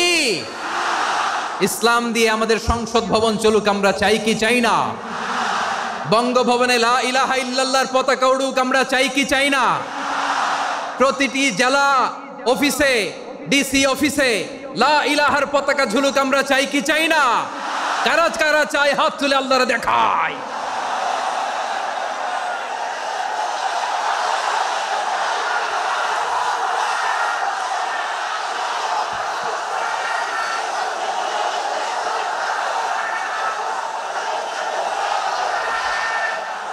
মাশাআল্লাহ মাশাআল্লাহ মাশাআল্লাহ মাশাআল্লাহ। যশোর, আওয়াজ করে বলো, ভালো মানুষ না খারাপ মানুষ? বুঝে বলছো তো? মানুষ ভালো হলে যে কত ভালো। এই মানুষকে যত্ন নিলে, মানুষকে মানুষ বানালে যে সে কি হতে পারে শুনবা? হ্যাঁ, নাকি মোনাজাত দিয়ে দিব? শুনবা? তাহলে থামতে হবে। থামো, আমি যখন বলবো থামো থামো, তাকবীরের সময় দিলে তাকবীর, থামো থামো। মানুষকে যত্ন নিলে, এই এদিকে এদিকে, ড্রোন নামায় ফেলো। হয়েছে, ড্রোনের ফুটেজ হয়ে গেছে, এবার ড্রোন নামায় ফেলো। আমার দিকে তাকাও। মানুষকে, তোমরা এদিক সেদিক তাকালে তো গুরুত্বপূর্ণ পয়েন্ট মিস হয়ে যাবে। এদিকে এদিকে, হ্যাঁ মাস ঠিক আছে, এদিকে। মানুষকে যত্ন নিলে মানুষের মধ্যে যে আল্লাহ কি পটেনশিয়াল রেখেছে। আমি জাপানের দুইটা উদাহরণ দেই। জাপানের এইভাবে এইভাবে হবে, হয় বসো নয় পেছনে, কথা নাই, কথা তো বলাই যাবে না, হারাম কথা বলা আজকে, একেবারে চুপ। আজকের জন্য হারাম করে দিছে আমি, এই কিছু সময়ের জন্য একেবারে নিষিদ্ধ। জাপানের দুইটা উদাহরণ দেই, খেয়াল করে একটু শুনেন, বুঝবেন। আল্লাহ, 2022 সালে জাপানের সাথে জার্মানির খেলা, ফিফা ওয়ার্ল্ড কাপ 2022। এক পক্ষে জাপান, আরেক পক্ষে কোন দেশ? কথা শোনে নাই। এক পক্ষে কোন দেশ, আরেক পক্ষে সবাই। এক পক্ষে আরেক পক্ষে। ওই খেলায় জিতেছিল জাপান, জিতেছিল 22 সালের এই ফিফা ওয়ার্ল্ড কাপে। জাপান ফুটবল খেলায় জিতে as a part of their celebration তারা খেলার পরে পুরো স্টেডিয়ামটারে ক্লিন করে। The fan base of Japan, lakh lakh মানুষ খেলা দেখতে যায়, তো এত ডাস্টবিনও তো নাই, তো যারা ডাস্টবিনে জায়গা পায় নাই তারা এই যে চকলেটের প্যাকেট, পানির বোতল, চিপসের প্যাকেট তারা এদিকে সেদিকে রেখে দিয়েছে। জাপানের ভক্তরা, জাপানের ফলোয়াররা as a part of their celebration তারা খেলার পরে পুরো স্টেডিয়ামের সব ময়লা আবর্জনা ক্লিন করে তারপরে বিদায় নিয়েছে। তাদেরকে কি ক্লিন করার দায়িত্ব দেওয়া হয়েছিল? এই যশোর, জাপানের যে ছেলেরা খেলা দেখতে গেছিল ওদেরকে কি ক্লিন করার দায়িত্ব দিছিল? তারা কি স্টেডিয়ামের পরিচ্ছন্নতা কর্মী? তাদের আকল, তাদের সিক্স সেন্স তাদেরকে বলেছে। ছোটবেলা থেকে জাপান গভর্নমেন্ট ওদেরকে এত পরিচ্ছন্নতা শেখায়, ক্লিনলিনেস অ্যাওয়ারনেস ক্যাম্পেইন করায়। ক্লাসে আমি দেখেছি, ক্লাসে নিজের বেঞ্চ নিজে মুছে, ক্লাসের মাঝখানে একটা সময় দেয়, নিজের টেবিল নিজে মুছে, নিজের ক্লাসরুমটা নিজে পরিষ্কার করে। রাস্তাঘাটে একটা ধুলা নাই, ময়লা নাই, একটা টিস্যু নাই। খেলার পরে গোটা বিশ্বকে তাক লাগিয়ে দিয়েছে। জাপানের ফ্যানরা সবার রেখে যাওয়া গার্বেজ, টিস্যু, বোতল পরিষ্কার করে তারপরে স্টেডিয়াম থেকে বিদায় নিয়েছে। আমরা কেন এমন হইতে পারলাম না? আমরা কেন এমন হইতে পারলাম না? জাপানের যারা এগুলো করছে ওদের 3টা করে চোখ না? চোখ তো 3টা জাপানা লাগো, জাপানা লাগো। হাত তো 4টা, কান তো 6টা। হ্যাঁ, নাকি আমার মতো 2 হাত 2 কানওয়ালা মানুষ? চোখে দেখলে ওটা মানুষ না। চিন্তা করছেন? তার মানে জাপানিজদেরকে যে গ্রুমিং করে শিখানোর মাধ্যমে পরিচ্ছন্ন বানানো গেছে, ওরা যেমনি মানুষ আমরাও মানুষ। আমাদের সন্তানদেরকে শেখালে তারাও পারবে, পারবে কিনা? 2 নম্বর উদাহরণ বলি। চট্টগ্রাম ফেনীতে যারা গিয়েছেন, মেঘনা গোমতী ব্রিজ প্রকল্প নাম শুনছেন? মেঘনা একটা ব্রিজ পার হওয়া লাগে। এই মেঘনা গোমতী, এখানে 3টা ব্রিজ কাঁচপুর সহ, এই 3টা ব্রিজের নির্মাণ কাজ, রেনোভেশনের কাজ দেয়া হয়েছিল জাপানের একটা কোম্পানিকে। কাকে? জাপানের কোম্পানির নির্মাণ শেষে 738 কোটি টাকা বেঁচে গেছিল, এটা গভর্নমেন্টের হাতে দিয়ে তারা বিদায় নিয়েছে। কত টাকা? 738 কোটি টাকা। যত প্রাক্কলিত ব্যয় নির্ধারণ করা হয়েছে সব টাকা সরকার, তৎকালীন সরকার 2019-এর সরকার, কারা ছিল তো জানেন? এই 2019-এর সরকার তাদেরকে দিয়েছে। তারা রিনোভেশন নির্মাণ শেষে 738 কোটি টাকা অতিরিক্ত বেঁচে গেছিল, এটা আবার গভর্নমেন্টের হাতে বুঝাই দিয়ে তারা বিদায় নিচ্ছে। আমরা কেন এমন হইতে পারলাম না? জাপানের ওরাও মানুষ, আমরাও মানুষ, তার মানে মানুষে মানুষে পার্থক্য আছে না নাই? আচ্ছা, জাপানের 2টা উদাহরণ দিলাম, এবার আমার দেশের 2টা উদাহরণ দিব না? বাংলাদেশের 2টা উদাহরণ দেয়। 1 নম্বর উদাহরণ, গত সপ্তাহে আপনারা জানেন কক্সবাজার আমার একটা প্রোগ্রাম ছিল, তো হেলিকপ্টারে গিয়েছিলাম। ফেনী জেলা যখন পার হচ্ছি আমি দেখলাম 3টা উইন্ডমিল চিনেন তো? বিশাল পিলার, 3টা-4টা পাখা থাকে। বায়ু বিদ্যুৎ কেন্দ্র, বাংলাদেশের প্রথম বায়ু বিদ্যুৎ কেন্দ্র এটা। মুহুরী প্রজেক্ট বলে এটা সম্ভবত, মুহুরী প্রজেক্ট। তো সাগরের বাতাসের ঝাপটায় এটা ঘুরে এনার্জি হয়, ইলেকট্রিসিটি উৎপাদন হয়। তো আমি পাইলটকে বললাম, ভাই এগুলো থেকে কেমন ইলেকট্রিসিটি উৎপাদন হয়? কয়, হুজুর একটুও হয় না, কিছুই হয় না। কিছুই হয় না মানে? বলে, হুজুর বাংলাদেশে যত উইন্ডমিল আছে এটার পাখা একটাও ঘুরে না। আল্লাহ, বলেন কি? তাহলে যে কোটি কোটি টাকা ব্যয় করে যে উইন্ডমিল, কয় হুজুর ভিতরে ফিটফাট, উপরে ফিটফাট, ভিতরে সদরঘাট। তার মানে কোটি কোটি টাকা দিয়ে এই উইন্ডমিল বানায়, এখানে কিছু নাই। দুর্নীতির আড্ডাখানা, আখড়াখানা বাংলাদেশ, ঠিক কিনা বলেন? হায় রে, জাপানিজরাও মানুষ, আমরাও মানুষ। আমার এক নিকটাত্মীয় সরকারি চাকরিজীবী, উনি আমাকে বললেন, বাংলাদেশের আর একটা উদাহরণ দেখ, উনি আমাকে বললেন যে প্রতি বছর আমাদের অফিসের ফার্নিচার চেঞ্জ করে। আমি বললাম প্রতি বছর ফার্নিচার চেঞ্জ করে কেন? বলে যে ফার্নিচার নতুন পারচেজ করলেই তো ওইখানে টাকা, নতুন কিনতে পারলেই টাকা, নতুন উন্নয়নের সবক শোনাতে পারলেই টাকা। প্রথম আলোর রিপোর্ট, কি আলো? প্রথম আলোর রিপোর্ট, গত 15 বছরে উন্নয়নের নামে লুটপাট হয়েছে প্রায় 3.25 লাখ কোটি টাকা। কার report?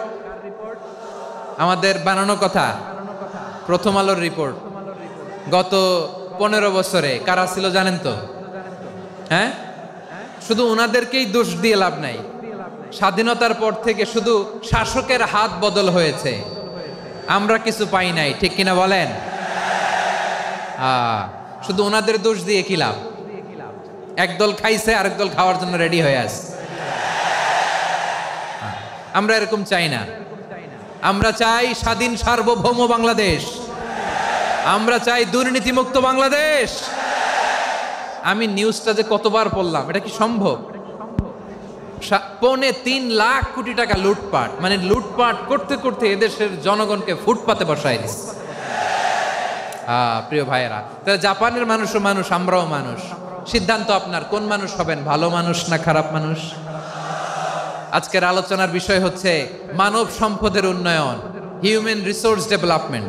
It's a process to increase the capacity of knowledge, skill, capacity of the people of a country. একটা দেশের মানুষের জ্ঞান, তাদের দক্ষতা কি করে বাড়ানো যায়, বাড়িয়ে দেশের উন্নয়ন করানো যায়, এটাই হচ্ছে মানব সম্পদ উন্নয়নের মূল কথা। তাহলে মানব সম্পদ হচ্ছে একটা দেশের সবচাইতে শক্তিশালী পুঁজি। প্রাকৃতিক সম্পদ, খনিজ সম্পদের চেয়েও দামি হচ্ছে মানব সম্পদ। আমার প্রিয় যশোর, প্রাকৃতিক সম্পদ, খনিজ সম্পদের চেয়ে দামি সম্পদ কি সম্পদ? আল্লাহ তাআলা দয়া করে আমাদেরকে এই মানব সম্পদ দিয়েছেন। আসুন আমাদের এই মানুষগুলোকে আমরা সোনার মানুষ বানাই। রাজি আছেন তো সবাই? রাজি আছেন? মানুষ পারে না এমন কোনো কিছু নাই, চাইলে সব পারে। এজন্য মানুষকে তারবিয়া দিতে হবে, যথাযথভাবে তাদেরকে গড়তে হবে। আসুন আমরা সিরাতের আয়নায় বিশ্বনবীর জীবনী থেকে দেখি তিনি কিভাবে হিউম্যান রিসোর্সকে ম্যানেজ করতেন। যদি আপনাদের সময় হয়, দু একটা উদাহরণ দিয়ে আজকে আমি আমার আলোচনার বিদায় নিব। হবে সময় হবে কয়েক মিনিট? হ্যাঁ, শান্ত থাকবেন তো? শান্ত থাকবা? হ্যাঁ, ঠিক আছে। এই ধাক্কার মধ্যে ঢুকছে, এবার মজা বুঝতেছে তো? হ্যাঁ, মানা করছিলাম না? ঠিক আছে, টের পাও। হ্যাঁ, ঠিক আছে। যে আওয়াজ করবে আমি ওকে দেখতেছি, কে কে আওয়াজ করে দেখতেছি। শেষ কথা, শেষের দিকে চলে আসছি। বিষ্ণু ইসলাম কিভাবে হিউম্যান রিসোর্সকে ম্যানেজ করতেন, মজার কথা আছে কয়েকটা, বলে বিদায় নিব। বিশ্বনবী কিভাবে এই মানব সম্পদকে ম্যানেজ করতেন। বিশ্বনবী, he was a very good talent hunter, চৌকস ট্যালেন্ট হান্টার ছিল। কার মধ্যে কি ট্যালেন্ট আছে দেখলেই বুঝে ফেলতেন। সুবহানাল্লাহ পড়বেন না? কি নবী আমরা পেয়েছি! He was a very good talent hunter. আমার নবী, তিনি চৌকস ট্যালেন্ট হান্টার ছিলেন। কার মধ্যে কি প্রতিভা বের করতেন, ওই প্রতিভাকে ইসলামের কল্যাণে কাজে লাগাতেন। সুবহানাল্লাহ বলেন। যাকে যেই জায়গায় সেট করলে ভালো হবে তাকে ওই জায়গায় সেট করতেন। কয়েকজন সাহাবীর জীবনী শোনাই। আবু মাহজুরা রাদিয়াল্লাহু তাআলা আনহু, মক্কার মুয়াজ্জিন, আগে ছিল মুশরিক, পরে হয়েছে মুমিন। উনি কিভাবে মুমিন হইলেন এই ঘটনাটা একটু আপনাদের শোনাতে চাই। তা আপনাদের তো সময় নাই হাতে। হ্যাঁ, সময় আছে? এই জেনজি শেষ করে দিল আজকের প্রোগ্রামটা। 1 ঘন্টা ধাক্কা ধাক্কি করে কেমনে দাঁড়ায় আছে আমি বুঝলাম না।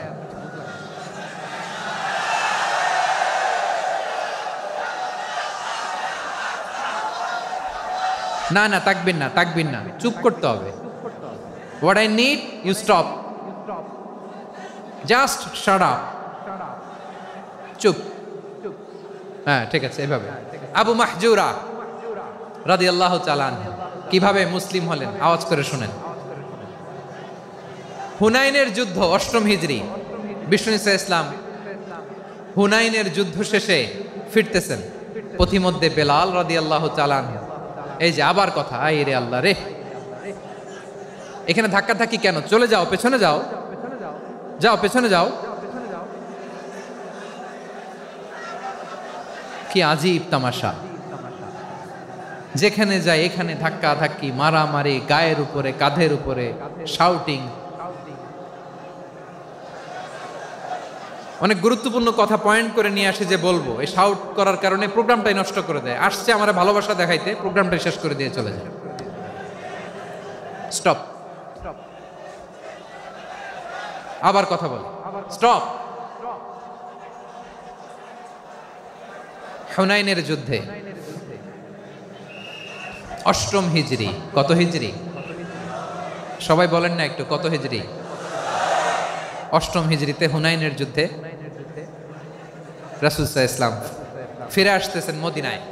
পথিমধ্যে বেলাল রাদিয়াল্লাহু তাআলা আনহু আজান দিচ্ছেন। কি দিচ্ছেন? তো পাশে ছিল মুশরিকদের একটা পল্লী, কিছু মুশরিক তরুণ, কিছু অমুসলিম কিশোর, তারা আজানকে ব্যঙ্গ করতেছে, আমাদের বাংলায় মুখ ভেঙ্গানো বলে আর কি। বেলাল রাদিয়াল্লাহু তাআলা আনহু আজান দিচ্ছেন, ওই বাচ্চাগুলো মুশরিক, তো ওরা আজানকে ব্যঙ্গ করতেছে, বিকৃতি করে ওরাও আজান দিচ্ছে। উদ্দেশ্য হচ্ছে আজানকে নিয়ে ঠাট্টা করা। উদ্দেশ্য কি? ঠাট্টা করা। ব্যাপারটা মনে কষ্ট পাওয়ার মতো ব্যাপার না? কিন্তু বিশ্বনবী ওইখানে দেখেন কি খুঁজলেন। বিশ্বনবী খেয়াল করলেন অমুসলিম কিশোরদের মধ্য থেকে একটা কিশোরের গলাটা বড় দরাজ গলা, কণ্ঠটা বড় সুন্দর। খেয়াল করে দেখলেন যে কিছু কিশোর বেলালের আজানকে ব্যঙ্গ করে, বিকৃতি করে, কিন্তু একজনের কণ্ঠ দেখতে পাচ্ছেন না এত দূরে, কিন্তু কণ্ঠটা বড় সুন্দর, দরাজ গলা। বিশ্বনবী সাহাবীদেরকে বললেন, ধরো এগুলারে, ধরো। সবগুলারে ধরে বিশ্বনবীর সামনে আনা হলো। ওরা হাঁটু গেড়ে বসলো। বিশ্বনবী বললেন, তোমাদের মধ্যে কে যেন ব্যঙ্গ করে আজান দিচ্ছিল, তার গলাটা বড় উঁচু, গলার বেসটা বড় মজবুত, মেলোডিয়াস, সুমধুর কণ্ঠ, কে? আবু মাহজুরা বলে, আমার বন্ধুরা সবাই আমার দিকে আঙ্গুল দেখায়, আমি পড়ে গেছি বিপদে।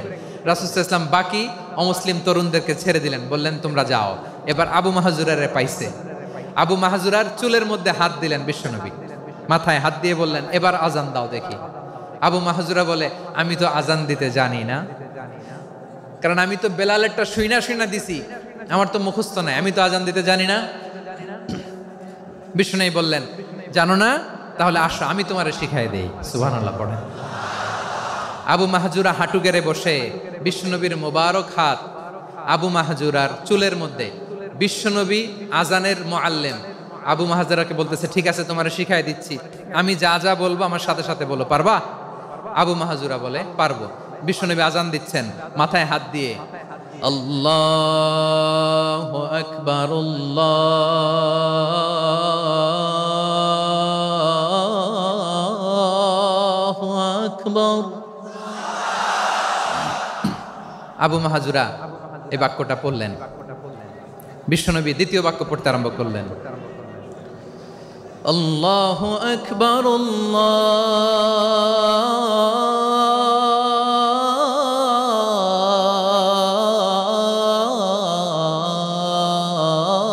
আল্লাহু আকবার।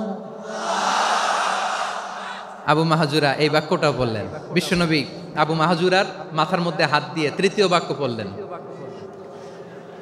আশহাদু আল্লা ইলাহা ইল্লাল্লাহ,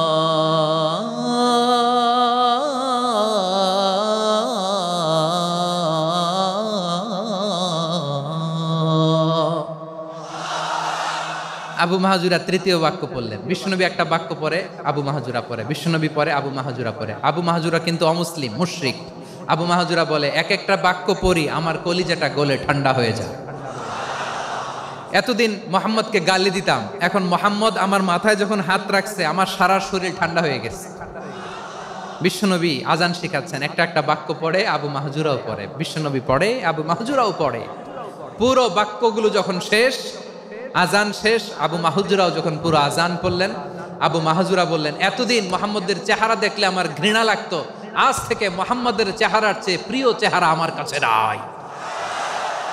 আবু মাহজুরা বললেন, ও মুহাম্মদ, আজানের বাক্য তো আপনি আমারে শেখালেন, এখানেই শেষ করবেন না, আপনি আমারে পড়ায় দেন লা ইলাহা ইল্লাল্লাহু মুহাম্মাদুর রাসূলুল্লাহ সাল্লাল্লাহু আলাইহি ওয়াসাল্লাম। বিশ্বনবীর সাথে দাঁড়িয়ে উনি শাহাদা পড়ে মুসলমান হয়ে গেলেন। এবার আবু মাহজুরা বলে, ইয়া রাসূলুল্লাহ, ইয়া হাবিবাল্লাহ, আমি মুমিন হয়েছি, মুসলমান হয়েছি, আপনার কাছ থেকে আজান শিখার সৌভাগ্য আমি লাভ করেছি গো নবী। আমার কণ্ঠের বড় তারিফ করেছেন, আপনি আমার আজানকে আপনি পছন্দ করেছেন। একটা জিনিস আপনার কাছে চাই, আপনি আমাকে মক্কার মসজিদুল হারামের মুয়াজ্জিন হিসেবে অ্যাপয়েন্ট করে দেন। বিষ্ণু ইসা ইসলাম বললেন, যাও আবু মাহজুরা, আমি তোমাকে পৃথিবীর শ্রেষ্ঠতম মসজিদ মক্কার মসজিদুল হারামের মুয়াজ্জিন হিসেবে অ্যাপয়েন্ট করে দিলাম। দেখছেন কিভাবে ট্যালেন্ট হান্টিং করতে হয়, কিভাবে হিউম্যান রিসোর্স মানব সম্পদকে ব্যবহার করতে হয়। আসছিল আজানকে ভেঙাইতে, আসছিল কেন? আজানকে ব্যঙ্গ করার জন্য, বিকৃত করার জন্য। আজানকে বিকৃত করতে যে ইসলামের সবচেয়ে শ্রেষ্ঠ মসজিদের মুয়াজ্জিন হয়ে গেল। পড়েন সুবহানাল্লাহ। হযরত আবু মাহজুরা রাদিয়াল্লাহু তাআলা আনহু ওনার এই সুললিত কণ্ঠ ব্যবহার করে মসজিদুল হারামে এত সুন্দর করে আল্লাহু আকবার বলে আজান দিতেন, মানুষগুলোর, মুসল্লিগুলোর, মক্কাবাসীর হৃদয়কে তিনি বিগলিত করে দিতেন। মানুষের হৃদয়কে ঠান্ডা হয়ে যেত। শুধু এখানেই শেষ না আমার যশোরের ভাইয়েরা, বিশ্বনবী যখন সাইয়েদনা আবু মাহজুরা রাদিয়াল্লাহু তাআলা আনহুকে আজান শিখাচ্ছিলেন, বলেন তো বিশ্বনবীর হাতটা কোথায় ছিল? আবু মাহজুরার মাথার সামনে, এই চুলের উপরে ছিল। আবু মাহজুরা ওই স্মৃতিটাকে ধারণ করবার জন্য, ওই স্মৃতিকে বহন করার জন্য বিশ্বনবীর মোবারক হাত আবু মাহজুরার কপালের চুলের যেই জায়গায় লেগেছে, মৃত্যুর আগের দিন পর্যন্ত আবু মাহজুরা মাথার ওই চুলে কোনোদিন ছুরি আর কামার লাগায় নাই, সেখানে কেচি লাগায় নাই, চুলের মধ্যে খুর লাগায় নাই। আবু মাহজুরা ডান দিকের চুল কাটতো, বাম দিকের চুল কাটতো, পেছনের চুল কাটতো, সামনের চুল কাটতো না। আবু মাহজুরা রাদিয়াল্লাহু তাআলা আনহুর সামনের চুলগুলো বড় হতে হতে যখন এত বড় হয়ে যায়, তিনি চুলগুলো পেঁচিয়ে মাথার মধ্যে রাখতেন, তারপরে তিনি পাগড়ি পরতেন। সবাই জিজ্ঞেস করতো, আবু মাহজুরা, এটা আবার কেমন স্টাইল? দেখতে তোমারে কি বিদঘুটে লাগে? কেমন অড লাগে? কেমন খারাপ দেখা যায়? মক্কায় এমন কোন মানুষ তো দেখি নাই, ডানে চুল কাটে, বায়ে চুল কাটে, পেছনে চুল কাটে, সামনে কাটে না। ওরে আবু মাহজুরা, কেমন দেখা যায় তোমারে? তুমি সামনের চুল কাটো না কেন? আবু মাহজুরা বলে, আমি হাঁটু গেড়ে পেয়ারা নবীর সামনে বসেছিলাম, আমার এই মাথার চুলের মধ্যে মুবারক হাত লাগিয়ে বিশ্বনবী নিজে আমাকে আজানের প্রতিটা বাক্য শিক্ষা দিয়েছেন। বিশ্বনবীর মোবারক হাত, পবিত্র হাত আমার মাথার চুলের যেই জায়গায় লেগেছে, আমি চাই ওই চুলগুলা নিয়ে আমি আমার কবরের ভিতরে যাব। সাইয়েদনা আবু মাহজুরা রাদিয়াল্লাহু তাআলা আনহু ইন্তেকালের আগের পর্যন্ত মাথার সামনের চুলগুলা কাটে নাই। মাথার সামনের চুল তিনি কাটেন নাই। সুবহানাল্লাহি বিহামদি। কেমন ভালোবাসতেন বিশ্বনবী সাহাবীদেরকে, সাহাবারা কেমন ভালোবাসতেন বিশ্বনবীকে। সামনের চুলগুলো বড় হতে হতে এত বড় ছিল, পেঁচিয়ে রেখে পাগড়ি পরতেন, কাটতেন না। নবীর হাত লেগেছিল। সুবহানাল্লাহ পড়েন। তাহলে what is the lesson? Moral of the story কি? মোরাল অফ দ্য স্টোরি হচ্ছে, আসছিল আজানকে ব্যঙ্গ করার জন্য, বিকৃত করার জন্য, হয়ে গেল মসজিদুল হারামের মুয়াজ্জিন। দেখেন বিশ্বনবী একটা খারাপ সিচুয়েশনের মধ্যে থেকে কি ভালো জিনিস বের করে আনলেন। আমি যে শুরুতে বলেছি কিভাবে তিনি হিউম্যান রিসোর্সকে ডেভেলপ করেছেন, ম্যানেজ করেছেন। তিনি যে চৌকস ট্যালেন্ট হান্টার ছিল, দেখেন সবার মধ্যে থেকে এর বাছাই করে মুয়াজ্জিন বানাই দিয়েছেন। সুবহানাল্লাহ পড়েন। তার মানে এই না সবাইরে ধরে ধরে উনি মুয়াজ্জিন বানাইছেন। যার যেই ট্যালেন্ট আছে তাকে ওই কাজে অ্যাসাইন করেছেন। যার যেই প্রতিভা আছে তার প্রতিভাকে ইসলামের কাজে লাগিয়েছেন। সুবহানাল্লাহ পড়েন। যায়েদ বিন সাবিত রাদিয়াল্লাহু তাআলা আনহু নাম শুনেছেন? যশোর কথা বেরোয় না। যদি জিজ্ঞাসা সালমান খানের নাম শুনছেন, সবাই হাত তুলবে, জি হুজুর শুনছি, মানে সব দেখা শেষ। সালমান খান, আমির খান, অমুক খান, সব খান মুখস্থ, কিন্তু জায়েদ বিন সাবেতের নাম মুখস্থ নাই মুসলমানদের। যেই সাহাবী মাথার সামনের চুল কাটে নাই, মসজিদুল হারামের মুয়াজ্জিন বানাইছেন বিশ্বনবী, ওই সাহাবীর নাম কি? খায়া ফেলাইস, স্লোগানের সাথে খায়া ফেলাইস। আবু মাহজুরা, কি নাম? আবু মাহজুরা আল জুমাহি রাদিয়াল্লাহু তাআলা আনহু। এই নামটা আজকে নিয়ে যাইতে হবে যশোর। আবু মাহজুরা রাদিয়াল্লাহু তাআলা আনহু। 2 নম্বরে বলছিলাম জায়েদ বিন সাবিত রাদিয়াল্লাহু তাআলা আনহু। বিশ্বনবী দেখলেন মদিনার এই আনসারী সাহাবী হাইলি ট্যালেন্টেড, ইন্টেলেকচুয়াল, মেরিটোরিয়াস, জ্ঞানের প্রতি তার আকর্ষণ, মারাত্মক আকর্ষণ। বিশ্বনবী তাকে দায়িত্ব দিলেন, কোরআন যা নাজিল হয় তুমি লিখো, কাতিবুল ওহী বানায় দিলেন। সুবহানাল্লাহ। জায়েদ বিন সাবিতরে আবার আজান শিখান নাই, কারণ তার মধ্যে বিশ্বনবী প্রতিভা দেখেছেন, একাডেমিক প্রতিভা। বিশ্বনবীর একাডেমিক প্রজেক্টগুলো তিনি হ্যান্ডেল করতেন। জায়েদ বিন সাবিত ছিল বিশ্বনবীর ব্যক্তিগত সচিব। কি ছিল? ব্যক্তিগত সচিব। বোঝেন নাই? বিশ্বনবীর ব্যক্তিগত সচিব এবং দোভাষী। ইহুদিরা কিছু লিখে দিলে এটার অর্থ বিশ্বনবীরে বুঝায় দিতেন, আবার ইহুদিদের কাছে কিছু লিখতে হলে তিনি লিখে দিতেন। বিশ্বনবী একদিন বললেন, ইন্নী ওয়াল্লাহি মা আমানু ইয়াহুদা আলা কিতাব। ইহুদিরা যে চিঠি পাঠায় অর্থ তো বুঝি না, আরেক ইহুদি আইনা অর্থ করা লাগে। আবার ইহুদিদের কাছে কিছু লিখে পাঠাইতে চাইলে আমরা তো লিখতে পারি না, ইহুদিরে দিয়ে লেখা লাগে। ওরা যে পয়রা শোনায় লিখে দেয়, আমি ওদের বিশ্বাস করি না, আমার নিজের একজন লোক দরকার। বিশ্বনবী এই জায়েদ বিন সাবিতকে চুজ করলেন ল্যাঙ্গুয়েজের জন্য। উনি বললেন, জায়েদ, তোমার সফট স্কিলকে ডেভেলপ করতে হবে, তুমি হিব্রু ল্যাঙ্গুয়েজ শিখে ফেলো। জায়েদ বিন সাবিত বলল, বিশ্বনবীর মোটিভেশন আর ইন্সপিরেশন পেয়ে আমি 15 দিনে ইহুদিদের এই হিব্রু ল্যাঙ্গুয়েজ শিখে ফেললাম। শুধু শিখে ফেললাম না, হাত্তা হাদিকতু, even I became master in the language. এই ভাষা আমি পারদর্শী হয়ে গেলাম। এরপরে ইহুদিরা চিঠি লিখে পাঠালে আর কোনো ইহুদি ডাকা লাগতো না, আমি নবীর এটার অর্থ শুনে পরে বুঝায় দিতাম। আবার ইহুদিদের কাছে চিঠি লেখা লাগলে আমি জায়েদ বিন সাবিত চিঠি লিখে দিতাম। সুবহানাল্লাহ। দেখেন, এত সাহাবীর মধ্য থেকে বিশ্বনবীর একাডেমিক প্রজেক্ট, ব্যক্তিগত সচিব, দোভাষী হিসেবে তিনি জায়েদ বিন সাবিতের মতো তরুণকে নির্বাচিত করেছেন। কেমন ট্যালেন্ট হান্টার ছিল আমার নবী। সুবহানাল্লাহ পড়বেন না? বিশ্বনবীর ইন্তেকালের পরে সাইয়েদনা আবু বকর রাদিয়াল্লাহু তাআলা আনহু যখন খলিফা হয়ে আসলেন, কোরআনকে সংকলনের দায়িত্ব দেয়া লাগবে, কোন সাহাবীকে দিবেন? সব সাহাবারা মিলে পরামর্শ করলেন। সাইয়েদনা আবু বকর, ওমর সবাই মিলে এই বিশাল কোরআন সংকলনের গুরু দায়িত্ব বিশ্বনবীর ব্যক্তিগত সচিব, বিশ্বনবীর দোভাষী, বিশ্বনবীর সিলেক্ট করাই লোক জায়েদ ইবনে সাবিত রাদিয়াল্লাহু তাআলা আনহুকে দিয়েছে।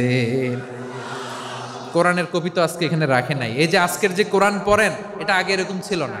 কোরআন নাজিল হলে সাহাবারা চামড়ার, ওটের চামড়ায় লিখে ফেলতো, ওটের চ্যাপ্টা হাড্ডির মধ্যে লিখে ফেলতো, গাছের গুড়ির মধ্যে লিখে ফেলতো, বিভিন্ন জনের কাছে ছড়ানো ছিটানো ছিল।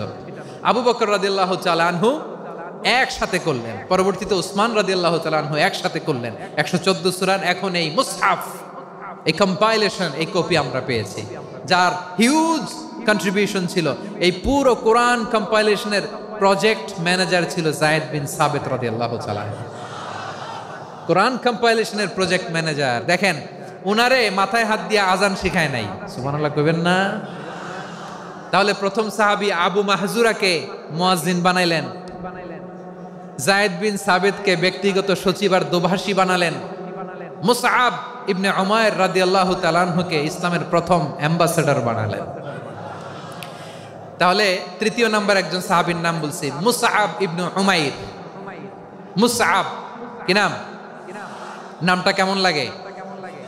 এই কয়েকজনের ভাল লাগে, বাকিদের ভাল লাগে না? ভাল লাগে?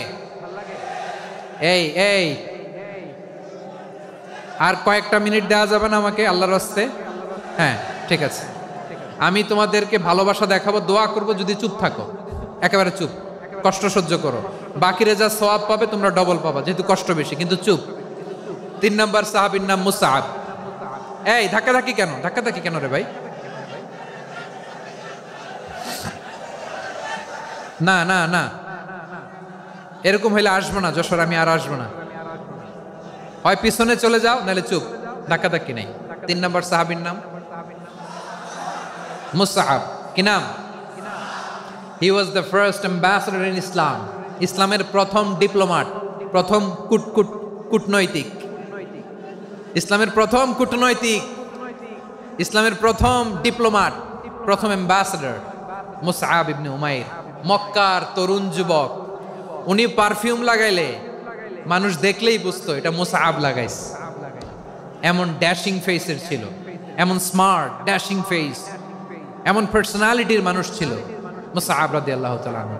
কারণ যিনি ইসলামের স্পোকম্যান হবেন, মুখপাত্র হবেন, তার স্মার্ট হওয়ার দরকার আছে না নাই?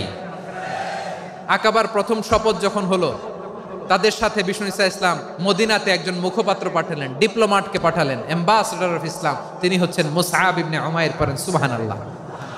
বিশ্বনবী দেখলেন সে অনেক স্মার্ট, তার ডেডিকেশন আছে, সিনসিয়ারিটি আছে, এবং মদিনায় যে আউস খাজরাজ গোত্রের নেতাদের সাথে ডিল করতে হবে, ইহুদিদের সাথে ডিল করতে হবে, ওখানে একজন পাক্কা জানু খেলোয়াড়ের দরকার আছে না নাই? মুসআব ইবনে উমাইর রাদিয়াল্লাহু তাআলা আনহু, ওনাকে বিষ্ণু ঈসা ইসলাম চুজ করলেন। এবং বিষ্ণু ঈসা ইসলামের এই চুজিংটা, এই সিলেকশনটা এত সুন্দর ছিল, তিনি মদিনাতে যে বিশ্বনবী আসার আগেই মদিনার জমিনকে তিনি উর্বর করে ফেলছেন। প্রতিটা ঘরে ঘরে কালিমার দাওয়াত তিনি পৌঁছায় দিচ্ছেন। জুমার বিধান নাজিল হয়েছে, কিন্তু মক্কায় পরিবেশ নাই জুমা পালনের। বিষ্ণু ঈসা ইসলাম একজনকে দিয়ে খবর পাঠালেন, যাও মদিনায় মুসাবকে যে বলো, মুসাব তো আমার শিক্ষক, আমার স্পোকম্যান, মদিনাতে যেন তারা জুমা কায়েম করে।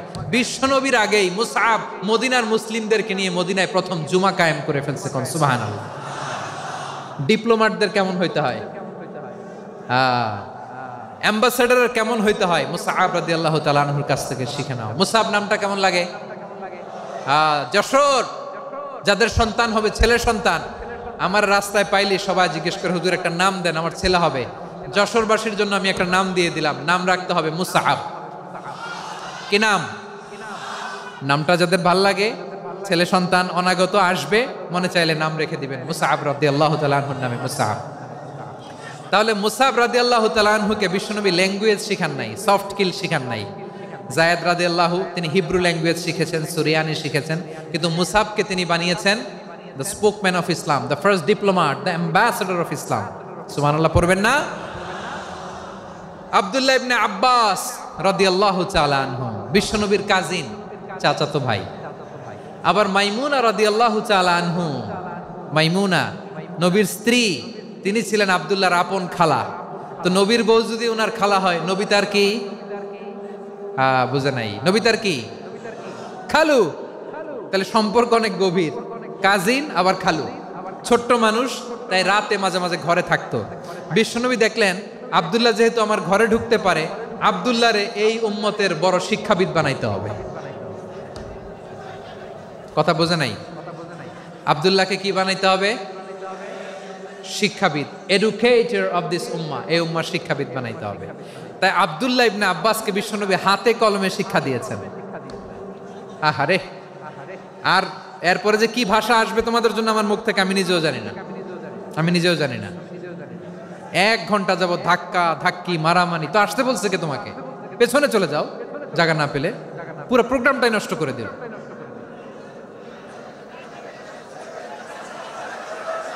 জি, আমার দিকে তাকান, আমি শেষ করে দিচ্ছি। হবে না, ইন্টেলেকচুয়াল আলোচনা এখানে হবে না, আমি বুঝতে পারছি, আমি শেষ করে দিচ্ছি।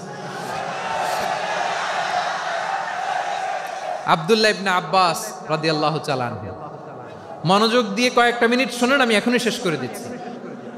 এরপর আওয়াজ করবে, এই যে এগুলো কি আমি বুঝলাম না। আমি বললাম না সব করা যাবে, বসে যাও, শুয়ে যাও, চলে যাও, আওয়াজ করা যাবে না। অন্যকে বসো এটাও বলার দরকার নেই, জাস্ট এদিকে তাকাও। আল্লাহ। আব্দুল্লাহ ইবনে আব্বাস রাদিয়াল্লাহু তাআলা আনহু, ওনাকে বিশ্বনবী হাতে কলমে শিক্ষা দিয়েছেন, যেহেতু উম্মতের শিক্ষাবিদ হবেন, এডুকেটর হবেন। তো বিশ্বনবী রাতে যখন তাহাজ্জুদ পড়তেন, ছোট্ট আব্দুল্লাহ ঘরে থাকতো। বুঝতে পেরেছেন? ছোট্ট মানুষ তো ঘরে থাকতো। তো বিশ্বনবী তাহাজ্জুদের জন্য একবার দাঁড়িয়েছেন, ছোট্ট আব্দুল্লাহ ওযু করে দাঁড়াইছে। আচ্ছা বলেন তো, ইমাম আর মুসল্লি মোট যদি দুইজন হয়, একজন ইমাম একজন মুসল্লি, তো মুসল্লি ইমামের কোন দিকে দাঁড়াবে? ডানে দাঁড়াবে। ছোট্ট আব্দুল্লাহ বোঝে নাই, বিষ্ণুনবী তাহাজ্জুদ শুরু করেছেন, উনি ইক্তেদা করছেন আর দাঁড়াইছেন বায়ে। কোথায় দাঁড়িয়েছেন?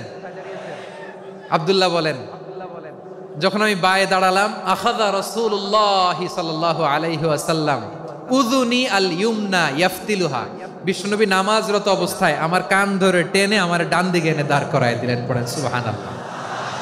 দেখেন, হাতে কলমে শিক্ষা। আর জীবনে ভুল হবে? কথা কয় না, আর ভুল হবে? আর ভুল হবে না। এভাবে বিশ্বনবীর অনেক সঙ্গ পেয়েছেন, সফর করেছেন, একই বাহনে বসেছেন, এক বাহনে বসে লম্বা নাসিহত করেছেন, বলেছেন, ইয়া গোলাম ইহফাজিল্লাহ ইয়াহফাজকা ইহফাজিল্লাহ তাজিদহু তুজাহাক ইযা সাআলতা ফাসআলিল্লাহ ওয়া ইযা ইসতাআনতা ফাসতাইন বিল্লাহ। আল্লাহর বিধান মানো, আল্লাহর বিধান রক্ষা করো, আল্লাহ তোমায় রক্ষা করবে। আব্দুল্লাহ, চাইতে হলে আল্লাহর কাছে চাও, সাহায্য চাইতে হলে আল্লাহর কাছে সাহায্য চাও। মনে রাখো, গোটা বিশ্বের সবাই যদি তোমার সাহায্য করতে চায়, ততটুকুই করতে পারবে যতটুকু আল্লাহ তোমার নসিবে রেখেছে। গোটা বিশ্ব যদি তোমার বিরুদ্ধে ষড়যন্ত্রে দাঁড়িয়ে যায়, ক্ষতি ততটুকু করতে পারবে যতটুকু তোমার জন্য বরাদ্দ আছে, এর বাইরে কিছু করতে পারবে না। আওয়াজ করে বলেন ঠিক কিনা? এভাবে হাতে কলমে শিখিয়েছেন, বিশ্বনবীর সঙ্গ পেয়েছেন। ওনাকে বিষ্ণু ইসলাম শিক্ষাবিদ, এডুকেটর অফ দিস উম্মাহ হিসেবে সিলেক্ট করেছেন, হাতে কলমে শিখিয়েছেন। বিশ্বনবী একবার প্রকৃতির ডাকে সাড়া দিয়ে এসেছেন। এখন কি করতে হবে? নামাজের জন্য ওযু করতে হবে। বিশ্বনবী এসেই দেখেন ওযুর বদনায় পানি ভরা, খুশি হয়ে গেলেন, বললেন, কে রেখেছে পানি? একজন বলল, আব্দুল্লাহ রেখেছে। বিশ্বনবী অত্যন্ত খুশি হলেন, খুশি হয়ে একটা দোয়া করলেন, বললেন, আল্লাহুম্মা ফাক্কিহু ফিদ্দীন ওয়া আল্লিমহু তা'ওয়ীল। আল্লাহ, তুমি আব্দুল্লাহকে দ্বীনের বুঝ দিও আর কোরআনের তাফসীর শিক্ষা দিও। বিশ্বনবীর এই দোয়া এমন লাগছে, উনি রাইসুল মুফাসসিরিন, এই পৃথিবীতে যত মুফাসসির ছিল, যত মুফাসসির আসবে, সকল মুফাসসিরের সম্রাট হিসেবে স্বীকৃত হয়েছেন। আব্দুল্লাহ ইবনে আব্বাস, বিশ্বনবী ওনারে আজান শিখান নাই, বিশ্বনবী ওনারে ল্যাঙ্গুয়েজ শিখান নাই, বিশ্বনবী ওনারে অ্যাম্বাসেডর বানান নাই, হাতে কলমে শিক্ষা দিয়েছেন।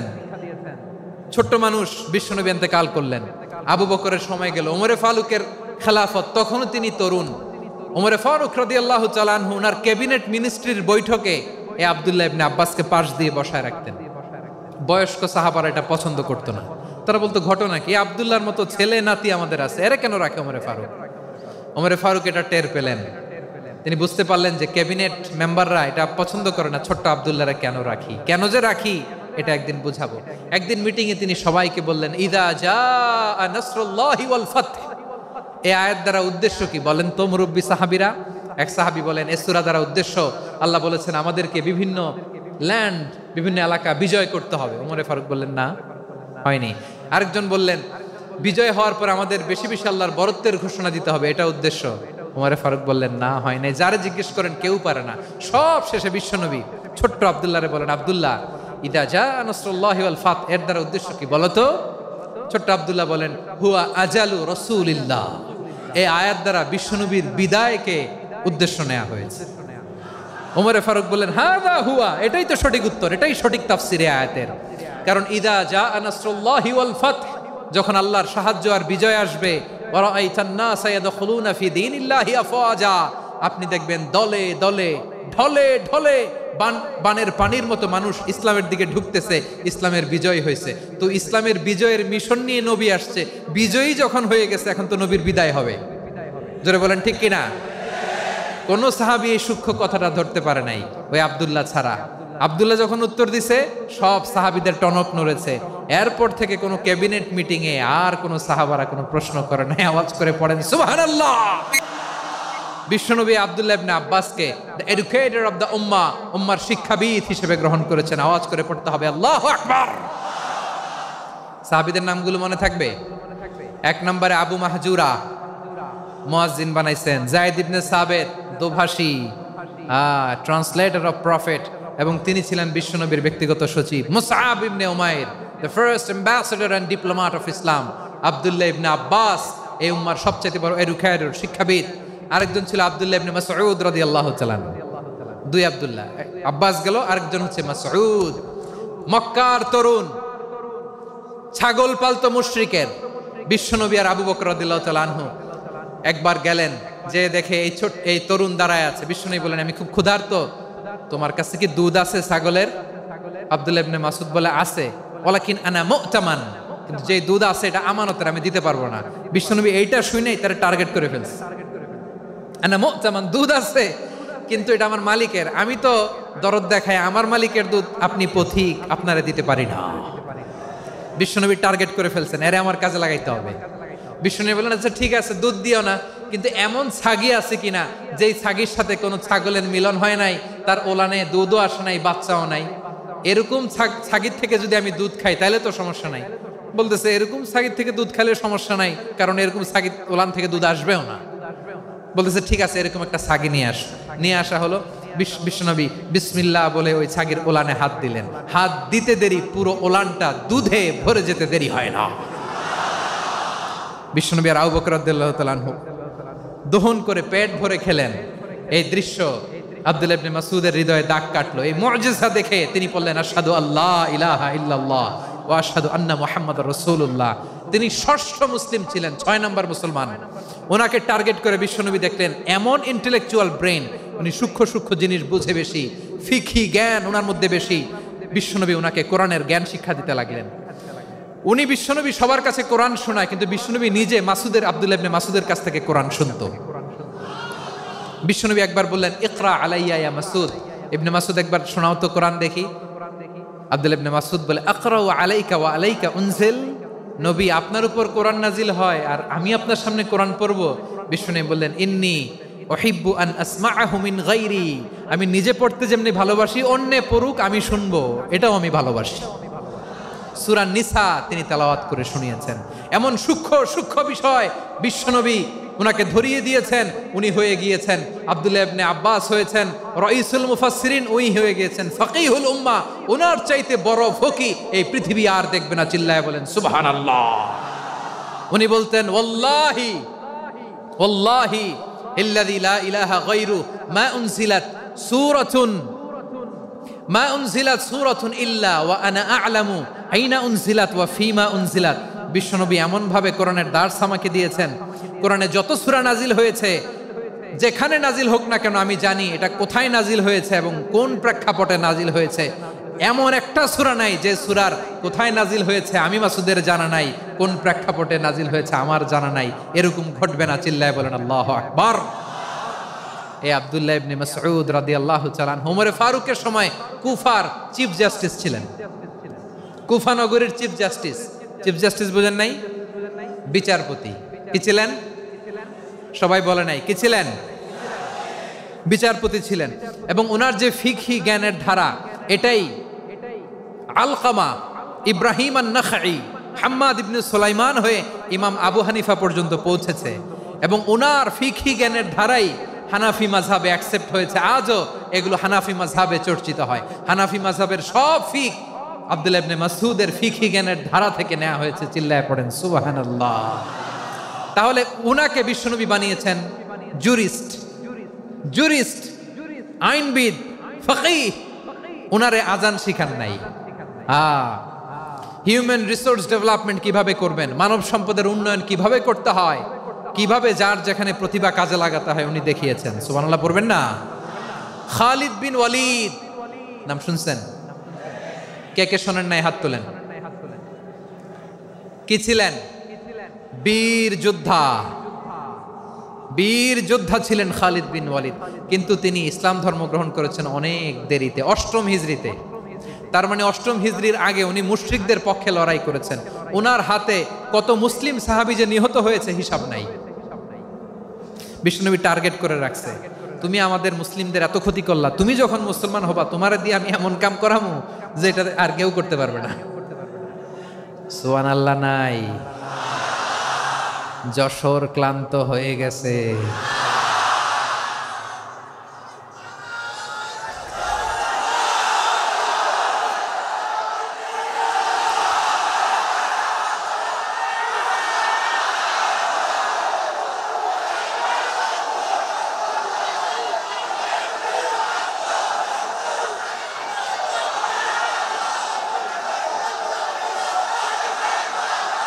মাশাআল্লাহ, বসুন বসুন বসুন।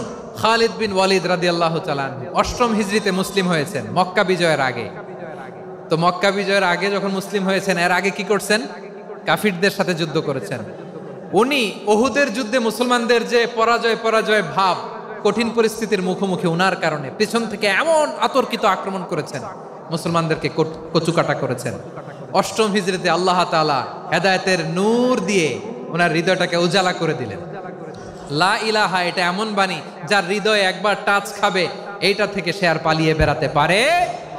ঝিনুকের ভেতর লুকিয়ে থাকে যেমন মতি, ঝিনুকের ভেতর লুকিয়ে থাকে যেমন মতি, কলমা শাহাদাতে আছে আল্লাহর জ্যোতি, কলমা শাহাদাতে আছে আল্লাহর জ্যোতি। ঠিক কিনা বলেন? মক্কা বিজয়ের আগে মুসলিম হলেন, হওয়ার পরেই বিশ্বনবীর টার্গেট ফুলফিল হলো। ওই যে টার্গেট করে রেখেছেন আর দোয়া করেছেন, খালিদ বিন ওয়ালিদ যদি মুসলিম হয় তাকে আমি মিলিটারি চিফ বানাবো। ওনাকে আজান শিখান নাই, ওনারে কান ধইরা নামাজের এই মাথা থেকে ওই মাথা আনান নাই, ফিকহি কোরআনের সূক্ষ্ম তাফসীর ওনারে শিখান নাই, অ্যাম্বাসেডর বানান নাই। বিষ্ণু ইসলাম উনাকে সামরিক অভিযানে প্রেরণ করেছেন। সামরিক অভিযানে তিনি প্রেরণ করেছেন। উনার জীবদ্দশায় উনার নেতৃত্বে যতগুলো যুদ্ধ হয়েছে, একটা যুদ্ধেও তিনি পরাজয় বরণ করেন নাই। ওমরে ফারুকের সময়কালে তিনি চিফ অফ মুসলিম মিলিটারি, মানে মুসলিম সেনাপতি হয়েছেন। যশোর, আওয়াজ করো, ঠিক কিনা বলো? সেনাপতি, মুসলিম সেনাপতি। তাহলে কিভাবে হিউম্যান রিসোর্স ব্যবহার করতে হয় গোটা বিশ্ব আমার নবীর কাছ থেকে শিখে নাও। খালিদ বিন ওয়ালিদ, ওনাকে বিশ্বনবী একটা উপাধি দিয়েছেন। উপাধিটা হচ্ছে সাইফুল্লাহিল মাসলুল, আল্লাহর নাঙ্গা তরবারি, আল্লাহর খোলা তরবারি, দ্য ওপেন সোর্ড অফ আল্লাহ। খালিদ বিন ওয়ালিদ মুসলিম সেনাপতি। হাসান বিন সাবেত নাম শুনছেন? দেখি উনি কি ছিল বলেন। রাসূলের সভা কবি, কালচারাল হিজিমনিকে ডিফিট করার জন্য উনি ভালো অস্ত্র চালানো জানতেন না, ওই কাজে উনি যেতেন না। ওনার ছিল কাব্য প্রতিভা। কাব্য প্রতিভা, কাফিররা কবিতা দিয়ে নবীকে গালি দিত। বিশ্বনবী বলতেন, ইয়া হাসান আজিব আন রাসূলিল্লাহ, তুমি নবীর হয়ে কাফেরদের এই কথাগুলোর জবাব দাও। বিশ্বনবীর একটা মিম্বার ছিল। বিশ্বনবীর মিম্বারের পাশাপাশি মসজিদে নববীতে এই হাসান বিন সাবেতের জন্য বিশ্বনবী একটা স্পেশাল মিম্বার বানিয়ে দিয়েছেন। এখান থেকে তুমি জবাব দাও। এবং বিশ্বনবী বলেছেন, আল্লাহুম্মা আইয়িদহু বিরূহিল কুদুস, আল্লাহ হাসান আমার পক্ষে জবাব দেয়, তুমি জিব্রাইল মারফত তাকে সাহায্য পাঠাইয়া দিও। রাসূল সাল্লাল্লাহু আলাইহি ওয়াসাল্লামের সভা কবি, the poet of the prophet, নবীর কবি। উনি কবিতা দিয়ে, এমন উচ্চাঙ্গের ভাষায় কবিতা দিয়ে তিনি জবাব দিতেন, কাফিরদের গা শিহরে যেত, তাদের হৃদয়ে আগুন ধরে যেত। তাহলে এরকম কবিরও দরকার আছে না নাই? এখন যাকে আল্লাহ দিছে কাব্য প্রতিভা, এরা যদি আপনি যুদ্ধের ময়দানে পাঠান হবে? যারে দিছে সুরেলা গলা, এরা যদি অ্যাম্বাসেডর বানান হবে না। হাসান বিন সাবেত ছিলেন বিষ্ণু ইসলামের কবি। হুযায়ফা ইবনুল ইয়ামান বিশ্বনবীর গোয়েন্দা বিভাগের প্রধান। কিসের প্রধান? হুযায়ফা ইবনুল ইয়ামান। ওনার ছিল ডিটেকটিভ মাইন্ড, ডিটেকটিভ মাইন্ড, গোয়েন্দা বিভাগের প্রধান। এবং উনি হচ্ছেন সাহিবু সিররি রাসূলিল্লাহ, রাসূল সাল্লাল্লাহু আলাইহি ওয়াসাল্লামের গোপন তথ্যের ধারক বাহক। নবীর যেই কথা কেউ জানে না, সব হুযায়ফার পেটের ভিতরে ছিল। সুবহানাল্লাহ পড়েন। মদিনার যত ইহুদিদের একটা লিস্ট ছিল, এই লিস্ট শুধু দুইজন জানতো, বিশ্বনবী আর হুযায়ফা।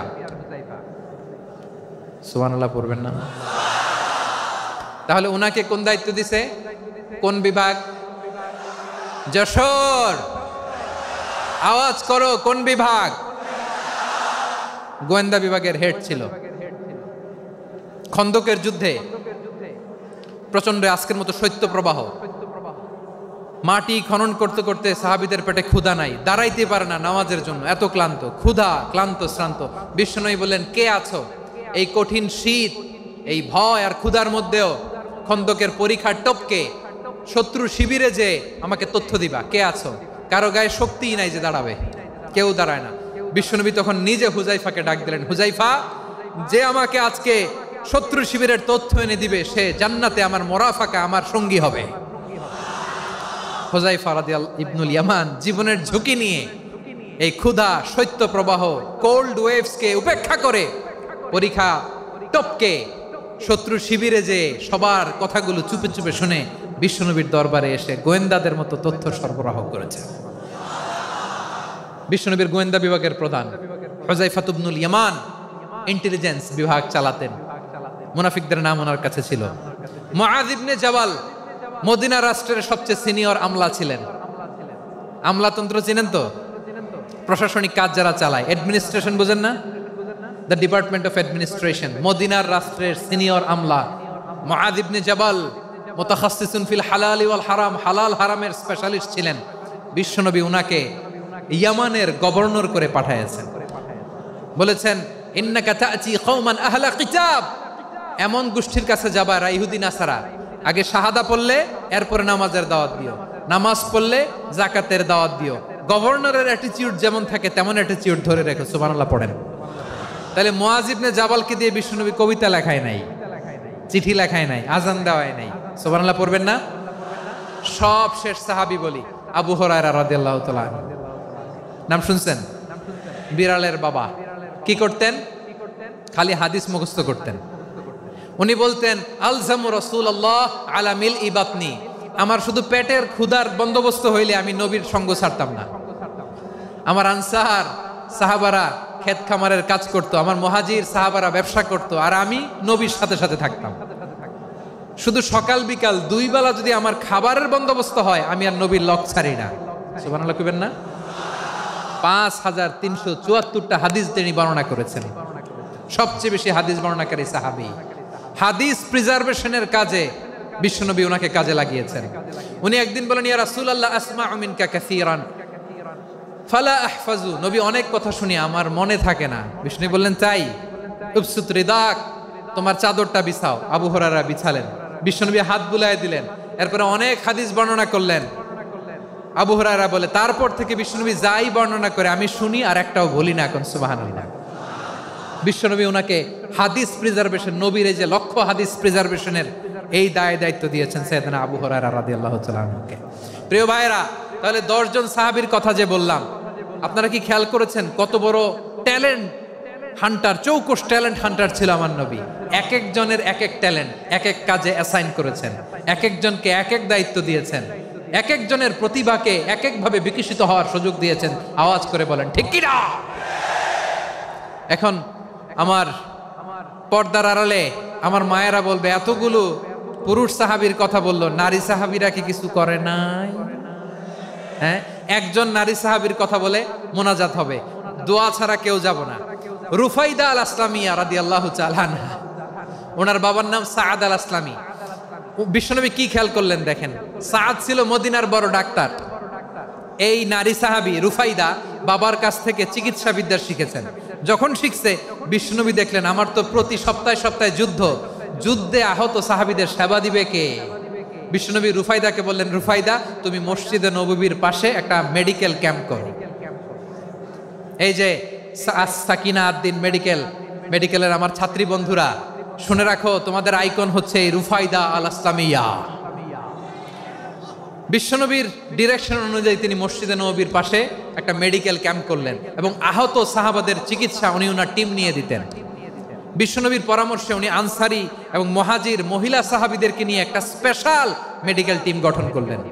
খায়বার যুদ্ধে 7ম হিজরিতে যখন বিশ্বনবী যায়, উনি ওনার টিম নিয়ে আসলেন, বললেন, ইয়া রাসূলুল্লাহ আমরা তো তলোয়ার চালাতে পারি না, আমরা তো তীর মারতে পারি না, আপনি যদি অনুমতি দেন খায়বার অভিযানে আমি আমার টিম নিয়ে মেডিকেল টিমের সেবাটা সার্ভিসটা দিতে চাই। পড়েন সুবহানাল্লাহ।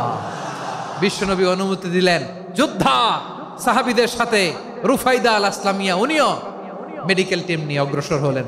খায়বারের প্রতিটা আহত ইনজুর্ড সাহাবী যারা ইনজুরির শিকার হয়েছেন সবাই রুফাইদা আল আসলামিয়ার এই মেডিকেল ক্যাম্প থেকে চিকিৎসা সহায়তা পেয়েছেন। সুবহানাল্লাহ পড়েন। দেখেন কিভাবে বিশ্বনবী ট্যালেন্ট বাছাই করতেন। আপনি অবাক হবেন, বাহরাইনের মেডিকেল ইউনিভার্সিটিতে রুফাইদা আল আসলামিয়া মেডিকেল প্রাইজ অ্যাওয়ার্ড প্রতি বছর দেয়া হয়। যদি 8 দিনের এই মেডিকেল আমার বোনেরা যদি জেনে থাকো জানো, না হলে নতুন করে জানো, সার্চ দিও রুফাইদা আল ইসলামিয়া মেডিকেল অ্যাওয়ার্ড বাহরাইনের ইউনিভার্সিটিতে দেওয়া হয়। প্রিয় ভাইয়েরা, তাহলে আলোচনার সামারি আমরা করি। বিশ্বনবী যার যেখানে ট্যালেন্ট তাকে ওইখানে কাজে লাগাতেন। আওয়াজ করে বলেন ঠিক কিনা? এবার একটা ইন্টারভিউ হবে, আওয়াজ করে বলেন আবু মাহজুরাকে বিশ্বনবী কি বানাইছেন? হ্যাঁ, ভুলে গেছেন? সামনের চুলে হাত দিয়ে বিশ্বনবী কি সুন্দর গলায় আজান শিখালেন। মুয়াজ্জিন। যায়েদ বিন সাবিতকে একাডেমিক প্রজেক্টের দায়িত্ব দিয়েছেন, তিনি ছিলেন বিশ্বনবীর দোভাষী ব্যক্তিগত সচিব। Musab ibn Umair the first ambassador of Islam. Abdullah ibn Abbas উম্মার বড় শিক্ষাবিদ মুফাসসির। আব্দুল্লাহ ইবনে মাসউদ, আব্দুল্লাহ ইবনে মাসউদ ছিলেন জুরিস্ট। কি ছিলেন? জুরিস্ট ছিলেন, এই উম্মার সবচেয়ে বড় জুরিস্ট। খালিদ বিন ওয়ালিদ সেনাপ্রধান। হাসান বিন সাবিত, হাসান বিন সাবিত ছিলেন বিশ্বনবীর সভাকবি। কি ছিলেন?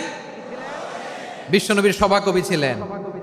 এরপরে হুযায়ফা ইবনুল ইয়ামান কি ছিলেন? গোয়েন্দা বিভাগের প্রধান। মুআয ইবনে জাবাল কি ছিলেন? সিনিয়র আমলা, ইয়ামানের গভর্নর। আবু হুরায়রা রাদিয়াল্লাহু তাআলা আনহু হাদিস প্রিজার্ভেশনের কাজ করেছেন। আর আমাদের রুফাইদা আল ইসলামিয়া রাদিয়াল্লাহু তাআলা আনহা কি ছিলেন? নার্স ছিলেন, নার্স হয়ে মেডিকেল সেবা দিয়েছেন। প্রিয় ভাইয়েরা, পুরো আলোচনার যদি সামারি করি তাহলে বিশ্বনবী যেভাবে হিউম্যান রিসোর্সকে ম্যানেজ করেছেন, যার যেখানে প্রতিভা কাজে লাগিয়েছেন, আমরাও যদি করি আমাদের বাংলাদেশের চিত্র আমরা পাল্টে যেতে পারবো। আমরা শুরুতে শুনেছি মানুষের আছে অসীম সম্ভাবনা, প্রতিটা মানুষ অনন্য, যত্ন নিলে, যথাযথ পরিচর্যা করলে মানুষ বিশ্ব জয় করতে পারে। ঠিক কিনা? আমাদের হাফেজে কোরআনের সামনে দাঁড়াতে পারে এমন কোনো হাফেজে কোরআন আল্লাহর জমিনে জন্ম হয় নাই। গোটা বিশ্ব কাঁপিয়ে তারা সেরা। আমাদের ক্রিকেটাররা সেরা, আমাদের তৈরি পোশাক শিল্প সেরা। এরকম অনেক অনেক সেরা জিনিস আছে, আমরা এগুলোরে নার্চারিং করতে পারি নাই, পরিচর্যা করতে পারি নাই, সঠিক তারবিয়াতের অভাব। তাহলে মানুষের অসীম সম্ভাবনাকে কাজে লাগাতে হবে। ঠিক কিনা বলেন? ইউনুস গভর্নমেন্টকে আমি বলবো, অল্প সময়ের জন্য আপনারা এসেছেন, সংস্কারও করতে হবে, আবার নির্বাচনও করতে হবে। সব সংস্কার হয়তো করতে পারবেন না, যতটুকু পারবেন এর মধ্যে আমাদের যে হিউজ ম্যান পাওয়ার, আমাদের যে মানব সম্পদ, হিউম্যান রিসোর্স, এটাকে ডেভেলপ করে আপনাদের যেতে হবে। যেটা পারবেন না সেটাকে পরবর্তী নির্বাচিত গভর্নমেন্টের কাছে রেখে যেতে হবে, যে তারা যেন করে, তাদের কাছে আপনারা এটা রেখে যাবেন। তাহলে মানুষ চাইলে বিশ্ব জয় করতে পারে। আর মানুষকে হারাতে পারে কেউ? জোরে বলো যশোর, মানুষকে হারাতে পারে কেউ? আল্লাহ আমাদেরকে জনসংখ্যা দিয়েছেন প্রিয় ভাইয়েরা। এই জনসংখ্যা অনেক বড় সম্পদ, এটা আমাদের জন্য অভিশাপ নয়, আশীর্বাদ। আমাদের জনসংখ্যাকে যদি আমরা জনশক্তিতে রূপান্তর করতে পারি, আজকে বাংলাদেশ যে অবস্থানে দাঁড়িয়ে আছে, বাংলাদেশ তার 20 গুণ উন্নতির শিখরে চলে যাবে। চিল্লায় বলো ঠিক কিনা? আমাদের শ্রমিক ভাইয়েরা বাইরে কাজ করে, আমাদের শ্রমজীবী ভাইয়েরা, প্রবাসীরা, তাদের ব্যাপারে গুরুত্ব দিতে হবে। আমাদের শ্রমের দাম সবচেয়ে কম, সবচেয়ে কম। তারা এম্বাসিতে গুরুত্ব পায় না, এয়ারপোর্টে গুরুত্ব পায় না। এই সরকার অবশ্য তাদেরকে অনেক গুরুত্ব দিচ্ছে। আমাদের অদক্ষ শ্রমিককে যখন আমরা দুবাই পাঠাই, অল্প বেতন পায়, কিন্তু ইন্ডিয়ানরা দক্ষ শ্রমিক পাঠাইলে তার 3 গুণ বেতন পায়। আমরা আমাদের শ্রমিকদেরকে অদক্ষভাবে আর পাঠাতে চাই না, দক্ষ শ্রমিক পাঠিয়ে আমরা রেমিটেন্সের বন্যা বইয়ে দেব। আমাদের শ্রমিকদের পাঠানো রেমিটেন্সের টাকায় সচল থাকে আমার দেশের অর্থনীতির চাকা। তাদেরকে সবচেয়ে গুরুত্ব দিতে হবে। আমরা পেয়েছি ফ্রিডম ফাইটার, মুক্তিযোদ্ধা, আর আমার প্রবাসী ভাইরা হচ্ছে রেমিটেন্স ফাইটার। জোরে বলো ঠিক কিনা? তাহলে আমাদের এই জনশক্তিকে জনসম্পদে ট্রান্সফর্ম করতে হবে। ঠিক কিনা বলেন? সরকার জনগণকে এভাবে পলিশ করতে হবে। মা বাবারা ছেলে মেয়েদের মধ্যে কার কোন যোগ্যতা, তাকে ওইভাবে কাজে লাগাতে হবে। সবার A+ পাওয়ার কোনো দরকার নাই। আমাদের দেশে একটা টেন্ডেন্সি আছে, পরীক্ষায় A+ না পাইলে কই তুই কি করলি, পাশের বাড়ির ছেলে A+ পাইছে, যা ওর পা ধোয়া পানি খা। কি খা? তা আমি ভাবছি যে পা ধোয়া A+ পাওয়া ছেলেদের পা ধোয়া পানির একটা পানির ব্র্যান্ড বানাইতে হবে এরকম। লেখা থাকবে এ প্লাস পাওয়া ছেলেদের পা দোয়া পানি। খাওয়া নাই, এগুলার খাওয়া নাই। ওরে আল্লাহ এ প্লাস পাওয়ার জন্য বানাইছে, আর আপনার ছেলেকে এই এ প্লাস গুলারে নিয়ন্ত্রণ করার জন্য আল্লাহ বানাইছে। ওকে দিয়ে আল্লাহ কি করবে আপনি জানেনই না। একটা এ প্লাস, একটা এ গ্রেড একটা মানুষের জীবনকে ঠিক করে দিতে পারে না। আপনার ছেলেকে আল্লাহ অন্যদিকে যোগ্যতা দিয়েছে। ওদের মনোবল ভাঙবেন না, খবরদার খবরদার। ছেলে মেয়েদের মনোবল ভাঙবেন না। যাকে দিয়ে যেটা হবে তাকে দিয়ে সেটা করতে হবে, তার প্রতিভাকে সেভাবে কাজে লাগাতে হবে। তাহলে বাংলাদেশ আমাদের এই জনসংখ্যা জনসম্পদে রূপান্তরিত হবে। আমাদের সরকারের তত্ত্বাবধানে আমাদের 18 কোটি জনগণ দক্ষ জনশক্তিতে রূপান্তরিত হোক আমরা চাই কি চাই না? আমরা ভালো মানুষ, শ্রেষ্ঠ মানুষ হতে চাই কি চাই না?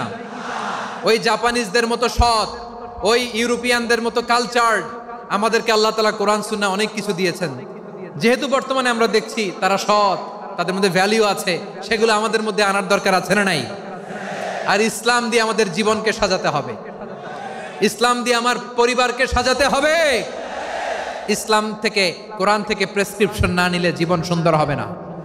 কোরআন থেকে প্রেসক্রিপশন না নিলে সমাজ সুন্দর হবে না। কোরআনের প্রেসক্রিপশন না মানলে রাষ্ট্র সুন্দর হবে না। কোরআনের প্রেসক্রিপশন অ্যাপ্লাই না করলে শুধু দুর্নীতি দমন কমিশন দিয়ে দুর্নীতি বন্ধ করা যাবে না। এজন্য কোরআনের আইন আমরা চাই কি চাই না? প্রিয় ভাইয়েরা, হিউম্যান রিসোর্স ডেভেলপমেন্ট, মানব সম্পদের উন্নয়ন, আমাদের সরকার যেন এদিকে নজর দেয়। আমরা যেন এই ব্যাপারে যত্নবান হয়ে উঠি। যাকে আল্লাহ যে যোগ্যতা দিয়েছে এই যোগ্যতা দিয়ে আমরা যেন ইসলামের জন্য, দেশের জন্য কাজ করি। আমরা যেন আমাদের স্কিল ডেভেলপ করি, আমাদের পটেনশিয়ালকে ডেভেলপ করি। মোরালিটি, ভ্যালিউজ নিয়ে শায়েখ আহমদুল্লাহ আলোচনা করেছেন, এগুলো দিয়ে যেন আমরা আমাদেরকে সাজাই। আল্লাহ তাআলা আমাদের দেশকে তুমি নিরাপদ করো, আমরা পড়ি আমিন। আল্লাহ আমার 18 কোটি জনগণকে তুমি জনশক্তিতে রূপান্তরিত করো, আমিন। আল্লাহ আমরা হাতে হাত রেখে কাঁধে কাঁধ মিলিয়ে ভাইয়ে ভাইয়ে যেন এই দেশকে গড়তে পারি, আল্লাহ তুমি তৌফিক দান করো, আমরা পড়ি আমিন। আমার প্রিয় মহিউদ্দিন ভাই বলেছেন, হুজুর এমন একটা ঘোষণাপত্র দিয়ে যাবেন আজকের এই ঐতিহাসিক যশোরের প্রোগ্রামে, যেটা গোটা বাংলাদেশে মানুষ এটার উপর আমল করে। আমি যে কথাটা বলেছি এটাই, আসুন আমরা আমাদের জনসংখ্যাকে জনসম্পদে ট্রান্সফর্ম করি। আমাদের জনসংখ্যাকে আমরা যেন জনশক্তিতে রূপান্তরিত করি। জনসংখ্যাকে ট্রান্সফর্ম করে জনশক্তি দিয়ে আমরা যেন আগামীর বাংলাদেশ, স্বাধীন বাংলাদেশ 2.0 কে গড়ে তুলি। আল্লাহ তাআলা আমাদের সবাইকে কথাগুলো বোঝার আমল করার তৌফিক দান করুন। এই জেনজি, ক্ষমা করে দিও আমাকে, অনেক ধমক দিছি, বকা দিছি। আল্লাহ তোমাদেরকে করুক, কবুল করুক, যশোরবাসীকে কবুল করুক, আদ দিনকে কবুল করুক, এই মেডিকেল কলেজকে কবুল করুক, ইসলামের জন্য বাদ ভাঙা এই জোয়ার এবং উচ্ছ্বাসকে আল্লাহ তাআলা কবুল করুক। হাযা মা ইনদি ওয়াল ইলমু ইনদাল্লাহ আলাইহি তাওয়াক্কালতু ওয়া ইলাইহি উনীব। সুবহানাকাল্লাহুম্মা ওয়া বিহামদিকা আশহাদু আল্লা ইলাহা ইল্লা আনতা আস্তাগফিরুকা ওয়া আতুবু ইলাইক।